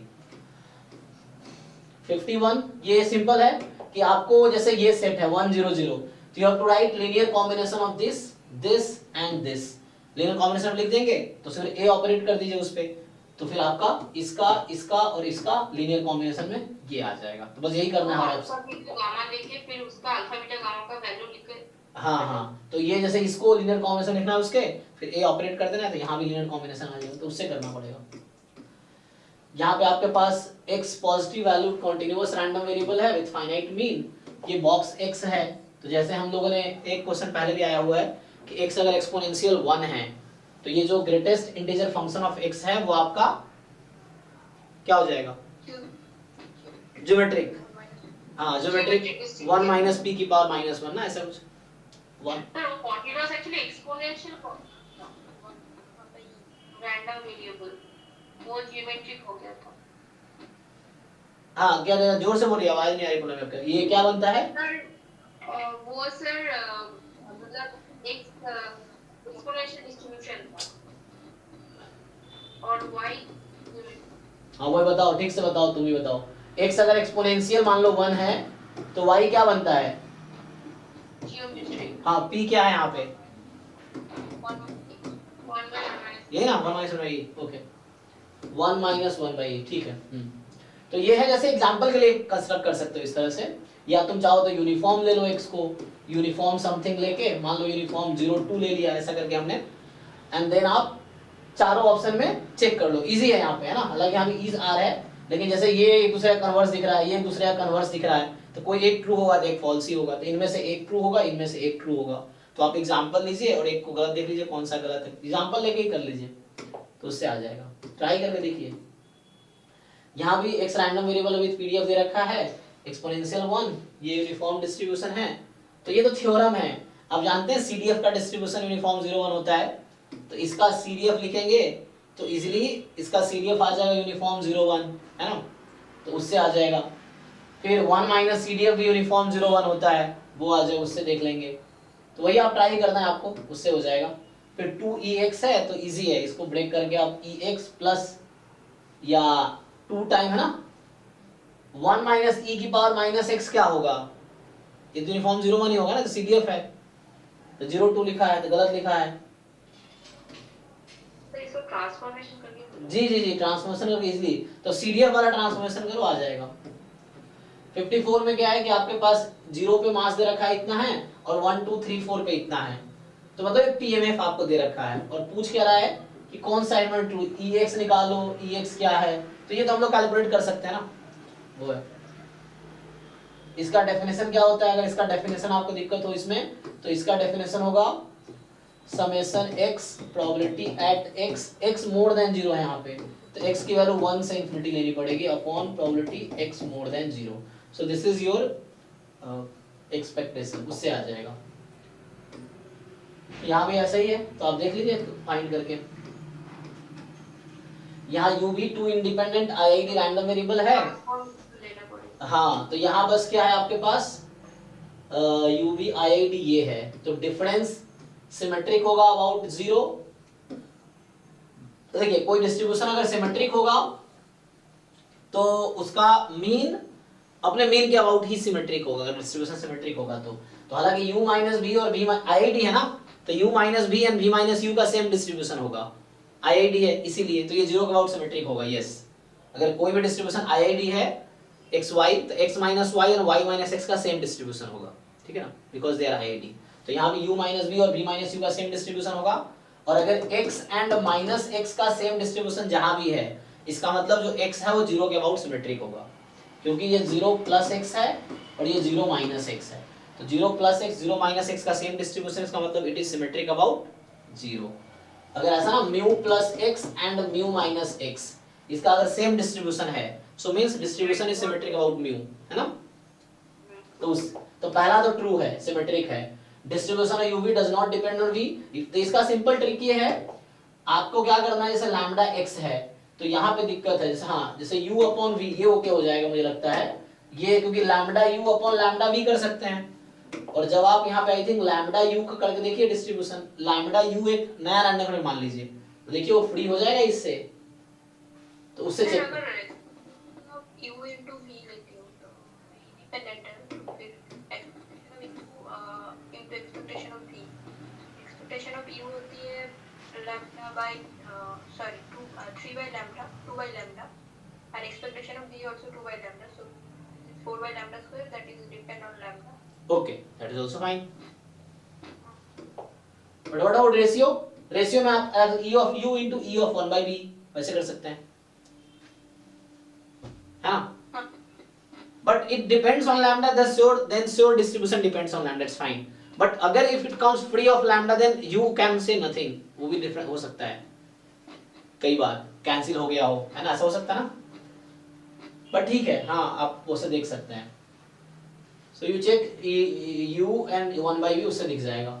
Distribution of u upon v symmetric about 1, तो इसका मीन निकाल के देखिए 1 आ रहा है क्या, फिर से ये IID है तो u upon v and v upon u will have same distribution, okay? तो u upon v and v upon u will have same distribution. Okay, इसका मीन फाइंड करके देखिए 1 आता है क्या? पहली बात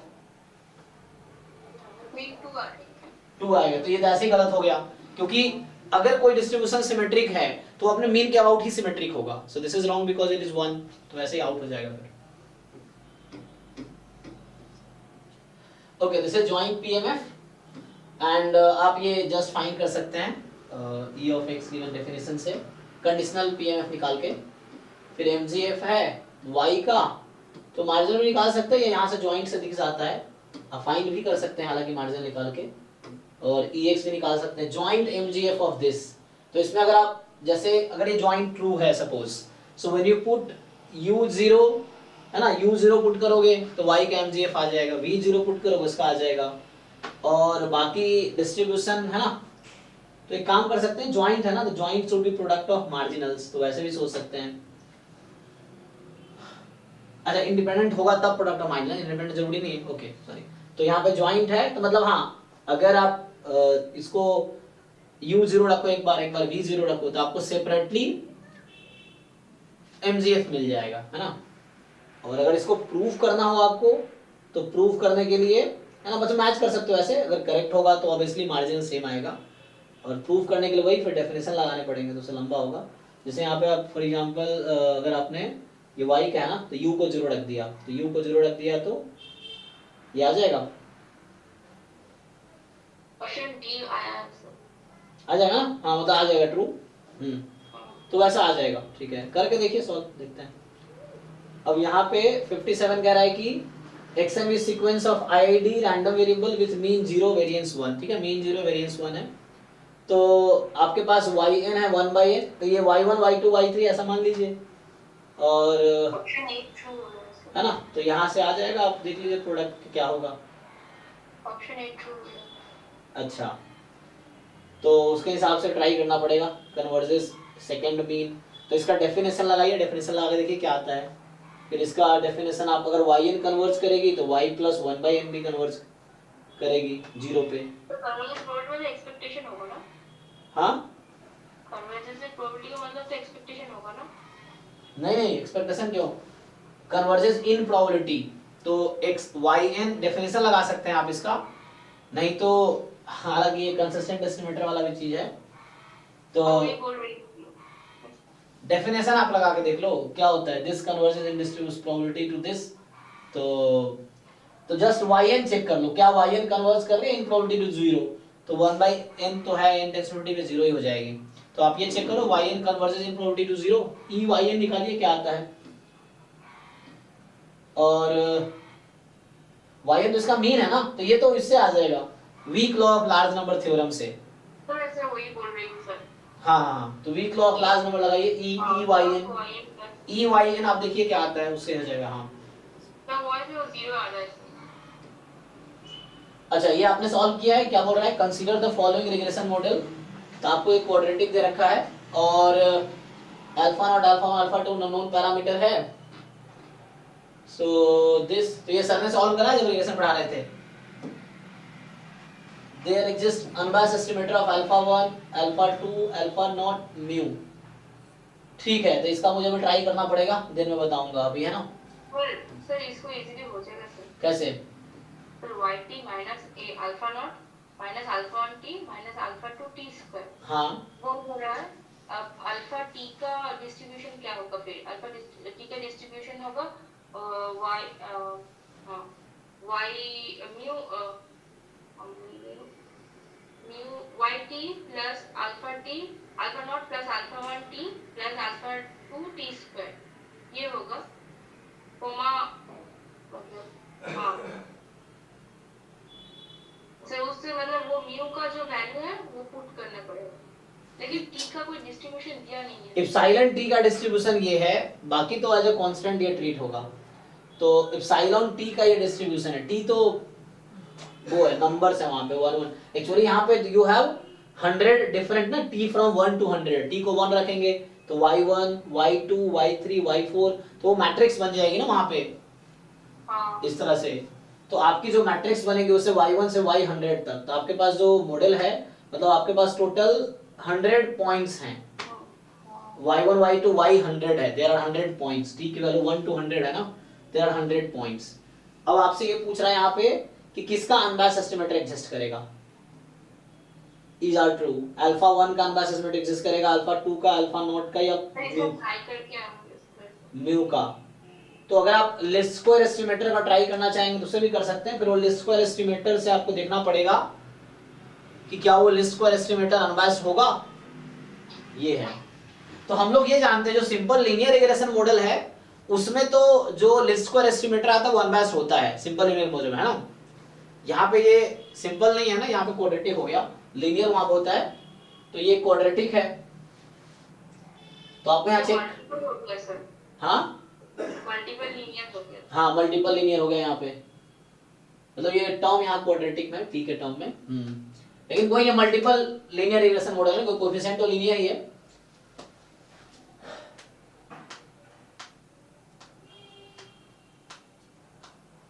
हाँ मल्टीपल लीनियर रिग्रेशन मॉडल हो गया, तो यहाँ पे ये टी बस वो है। तो आप इसको हाउ विल यू सॉल्व, तो अल्फा 2 का आई थिंक होगा प्रॉब्लम, इसमें क्या आंसर दे रखा है 58, तो तो ए एक्सेलेंट टी का ए बी, एक्सेलेंट टी जो है उसका, एक्सेलेंट टी जो है ना उसका कुछ ट्रांसफॉर्मेशन करके आना पड़ेगा उसको YT से, मतलब YT माइनस अल्फा नॉट ऐसे करके एक्सेलेंट टी का डिस्ट्रीब्यूशन निकालना पड़ेगा, फिर वहां से कुछ आएगा।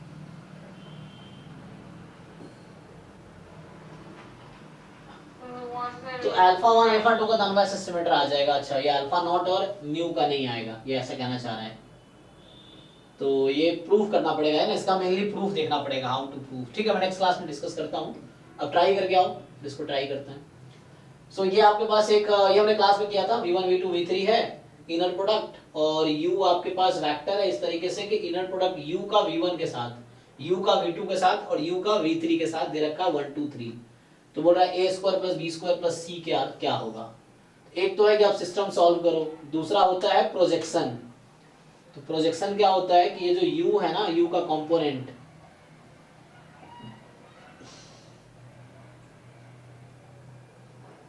तो आपको क्या दे रखा है, u डॉट v1 दे रखा है, u dot v2, u dot v3, और actually v1 v2 v3 unit vector है, v1 v2 v3 क्या है, यूनिट वेक्टर है।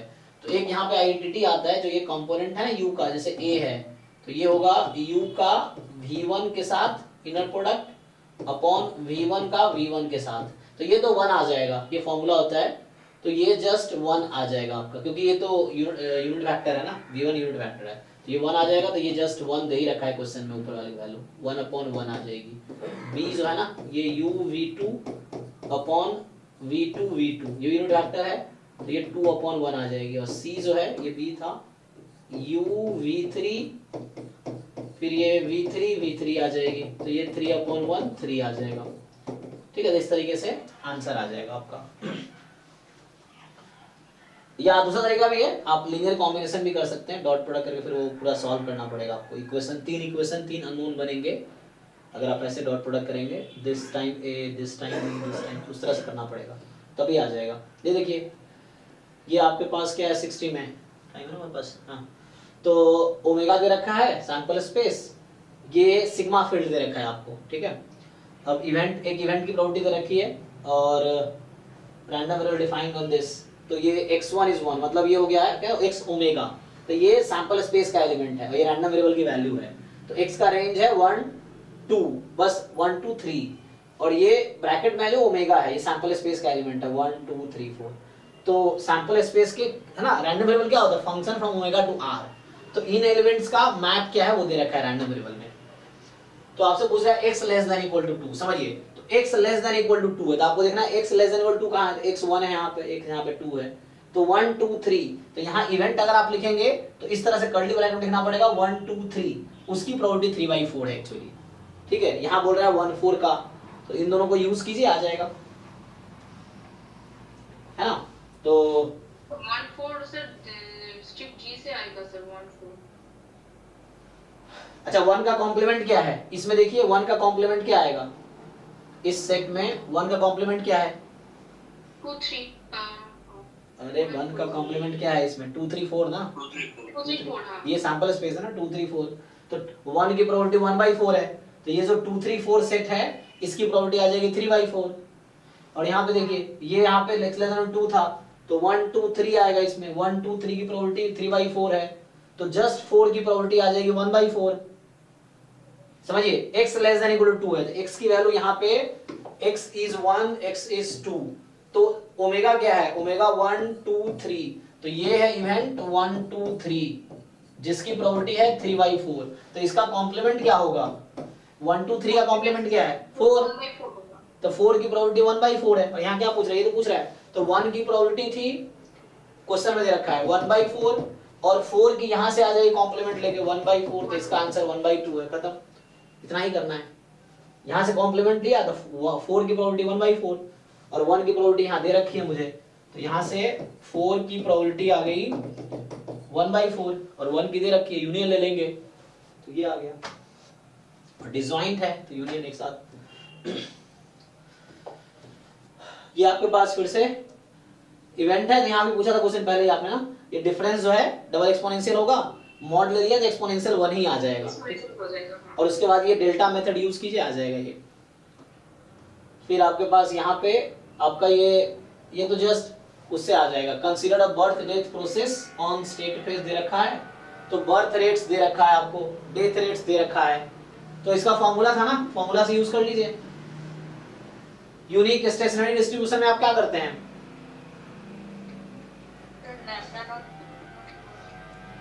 फॉर्मूला आता है तो जोर से बोलिए, आवाज नहीं आ रही है। हाँ,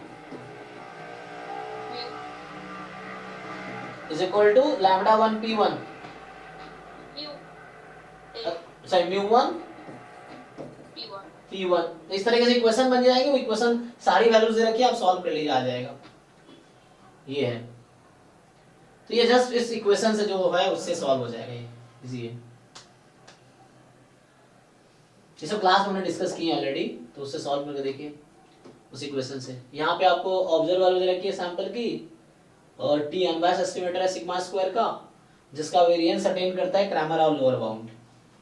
ओके, तो बेस्ड ऑन एवर क्या है रियलाइज वैल्यू ऑफ टी, तो टी एक अनबायस्ड है जो यूएम भी हुई है, तो आपको पता है नॉर्मल म्यू सिग्मा स्क्वायर में यूएम भी हुई क्या आएगा, तो यहाँ मीन गिवन है आपको, तो जब मीन गिवन है तो यूएम भी वही बनेगी, क्या बनेगी? जब मीन गिवन है आपको, तो जब मीन आपको गिवन है तो सिग्मा स्क्वायर को बताइए यूएम म्यू क्या होगा? नॉर्मल म्यू सिग्मा स्क्वायर में म्यू नोन है, तो सिग्मा स्क्वायर का यूएम म्यू क्या आता है? फॉर्मूला याद है आपको? मैं ऑप्शन दे जी, क्योंकि अगर म्यू नहीं दिया होता तो क्या आता? फिर अगर म्यू नोन नहीं होता तो यूएम म्यू क्या आता? ये वाला, ठीक है ना, ये याद रखिए आप। तो ये आपका, यही आपका एमएलई आता है, ठीक है ना, ओ सॉरी एमएलई 1/n के लिए आता है, वो जब दोनों म्यू सिग्मा नोन है दोनों, तो एमएलई 1/n टाइम ये आएगा, और जब म्यू नोन है तो ये आपका यूएम वो है, यूएम म्यू है, तो यही आपका टी है। अब तो इजी है ना, आपको n पता है, यहाँ से x1 x2 x3 x4 पता है, सारा डेटा पता है, म्यू पता है, पुट कर लीजिए। देखो अगर याद नहीं होगा तो क्या करोगे, तो आपको डिराइव करना पड़ेगा। फिर डिराइव कैसे करेंगे? जो तरीका होता है कि कंप्लीट सफिशिएंट, फिर उसे 11 सेट लगा के आ जाएगा। ये चीज है। नेक्स्ट जो आपके पास 64 कह रहा है कि आपको एक सीडीएफ दे दिया, अब आपको टेस्ट करना है θ1 θ2, क्रिटिकल रीजन भी दे दिया आपको, तो लेवल एंड पावर तो पता ही आपको, लेवल का मतलब है सिग्निफिकेंस, लेवल का मतलब है टाइप 1 एडिंग प्रोबेबिलिटी, पावर का मतलब आपको पता है प्रोबेबिलिटी ऑफ रिजेक्टिंग H0 में H1 H2। Formula based question है, कर लेंगे आप, करके देखिए। और अगले क्लास में डाउट होगा, सिर्फ आज हम ऐसे डिस्कस कर रहे हैं, अगले क्लास में डाउट करेंगे, तो आप सॉल्व करके आइए पूरा क्वेश्चंस, और फिर हम डाउट अच्छा इसमें रिग्रेशन के कितने क्वेश्चन मिले? अभी हम डिस्कस किया, एक ही मिला ना अभी, तो एक या दो मिला, अभी तो एक ही मिला, आज एक ही मिला है, लास्ट क्लास में हो सकता है एक मिला हो, पता नहीं, याद नहीं मुझे, लेकिन अभी तो एक ही मिला है पूरा। आज 32 से स्टार्ट किया हमने, तो लास्ट क्लास में एक ही नहीं मिला था, आज एक ही तो इसमें एक ही क्वेश्चन इसका मतलब आया है, फिर वही 2 मार्क्स का ही आया है इसका मतलब वो है रिग्रेशन का, है ना। तो अब होता क्या, बच्चा पूरा रिग्रेशन पढ़ रहा होता है 2-2 महीने तक, है ना, ऐसे भी होते हैं जो गेट के एस्पिरेंट है, लेकिन क्वेश्चन कितने आ रहे हैं, 1 या 2, इसमें तो एक ही दिखा मुझे, तो 1 या 2 नंबर के लिए इतना क्यों टाइम लगाते हो, मतलब ठीक है करना है, ठीक है, तो स्किप भी कर सकते हैं रिग्रेशन पार्ट आप, ये है। मल्टीवेरिएट 2-3 क्वेश्चन दिखे हमें, है ना, मल्टीवेरिएट के, तो उसमें ठीक है 2-3 क्वेश्चन है तो 5-6 नंबर का हो जाएगा, 4-5 नंबर का। सर, लेकिन distribution of quadratic forms of random vectors ये पोर्शन से रिग्रेशन एनालिसिस में है, लेकिन हम मल्टीवेरिएट में हमने वो, हालांकि टॉपिक मल्टीवेरिएट का, लेकिन उसने लिखा रिग्रेशन में है ना। रिग्रेशन में है सर, ये टॉपिक बहुत बड़ा आ चुका है। हाँ, तो वो हम इसलिए मल्टीवेरिएट में ही काउंट कर रहे हैं। तो वैसे रिग्रेशन मॉडल का एक क्वेश्चन मिला है जैसे हमें, ठीक है, इसको कंप्लीट करते हैं। तो ये तो हमने क्लास में भी किया था, कोलमोगोव-स्विनोव टेस्ट। तो इसमें बस ये होता है कि इसका जो टेस्ट स्टैटिस्टिक्स याद है किसी को, क्या था, मैक्सिमम मान लो D1 या D, alpha mod of fnx minus f0x, है ना, ये होता है। तो सिंपल आपको f0 यहाँ दे रखा है और ये डेटा पॉइंट है, इस डेटा पॉइंट के करस्पॉन्डिंग पहले आप ऑर्डर कर लीजिए इसको, और ऑर्डर करके एम्पिरिकल डिस्ट्रीब्यूशन फंक्शन लिख लीजिए। जैसे सबसे छोटा वाला है तो उसका 1/4, फिर 2/4, फिर 3/4, फिर 1 आ जाएगा ऑर्डर स्टैटिस्टिक्स के हिसाब से। तो ये आपका fn आ गया, मैं ये बोल रहा हूँ fn आ गया, तो f1 f2 f3 f4 इस तरह से, तो ये लिख लीजिए। फिर f0 यहाँ से देख लीजिए आप डेटा पॉइंट के हिसाब से, ये है ना, ये पहले ऑर्डर करना पड़ेगा आपको, इसको ऑर्डर स्टैटिस्टिक्स में पहले ब्रेक करके फिर आप इसका डिफरेंस लीजिए, फिर dn की वैल्यू आ जाएगी, dn की वैल्यू आ गई, और ये क्रिटिकल रीजन यहाँ दे रखा है कि जो आपका d अगर इससे ज्यादा आया, है ना, तो ये क्रिटिकल रीजन है। जैसे यहाँ पे एक वैल्यू है 0.669, तो आपको देखना आपका d क्या आया, इधर आ रहा है या इधर आ रहा है ना। तो अगर क्रिटिकल रीजन ये है तो आपका d 0.669 से आगे आया तो इसका मतलब आप रिजेक्ट कर रहे हैं h0 को। आपका d अगर इससे कम आया तो आप रिजेक्ट नहीं करेंगे, तो उसके हिसाब से आ जाएगा, ठीक है ना। तो अब सॉल्व हमने क्लास में किया है, फिर से करके देखिए। तो अगली क्लास में डाउट डिस्कशन होगा, तो आप अभी सब लोग देखो, अगर आपने 2-3 बार सॉल्व कर भी रखा, फिर भी मेरे कहने पे एक बार फिर सॉल्व करो और एक एक क्वेश्चन सॉल्व करो, 1 से स्टार्ट करके 65 तक एक एक क्वेश्चन आराम से करो, सभी समझने के लिए। एंड में मॉक टेस्ट के जैसा करना, जब 2-3 बार कर लो आपको कॉन्फिडेंस आ जाए कि आपको सारे क्वेश्चन का सॉल्यूशन आप पता है, तो then you solve as a mock test कि क्या 100 में 100 ला पा रहे हैं। क्योंकि अगर सारे क्वेश्चन कॉन्सेप्ट पता है तो आपके एग्जाम में जो 24 में आने वाले क्वेश्चन है ना, वो भी ज्यादातर क्वेश्चन इन्हीं कॉन्सेप्ट पे होंगे, इन्हीं ऐसे ही क्वेश्चन होंगे, कुछ नया नहीं होगा, है ना। क्योंकि अगर आप प्रीवियस ईयर क्वेश्चन बहुत अच्छे से कर पा रहे हो, इसका मतलब आपके बहुत सारे कॉन्सेप्ट क्लियर है, तो आने वाले एग्जाम में भी कर पाओगे आप, ये है। ऐसा नहीं होगा PYQ हो रहा है वहां नहीं होगा, कुछ ना कुछ हो ही जाएगा, तो है नया क्वेश्चन कुछ आएगा, लेकिन आप कर पाओगे। इसलिए इसको एक बार ढंग से सॉल्व करो रात को बैठ के। अभी कल अगर कल वो कौन से क्लास लेते हैं, ठीक है, तो फिर मैं ही क्लास लूंगा, तो कल हम लोग इसका डाउट डिस्कस कर सकते हैं, है ना। जैसे एक रिग्रेशन का क्वेश्चन है, उसका सोल्यूशन मैं ट्राई करता हूँ, फिर हम लोग डिस्कस करेंगे कल, और बाकी जो क्वेश्चंस रह जाएंगे आपके वो हम डिस्कस करेंगे। ज्यादातर आप कर ही लेंगे, 2-4 ही बचेगा मुझे लगता है। तो फिर उसके बाद 2022 का गेट का PYQ डिस्कस करेंगे डाउट करने के बाद, ठीक है। तो आप लोग करके आइए, हम लोग अभी जैम का भी क्लास होगा ना तो देर बाद, तो हम लोग जैम का डिस्कस करेंगे। अभी आज क्या है, आज मॉक टेस्ट 3 का डिस्कशन है, फुल लेंथ टेस्ट, ठीक है, तो वो डिस्कस करते हैं। चलिए अभी के लिए थैंक यू, गुड नाइट।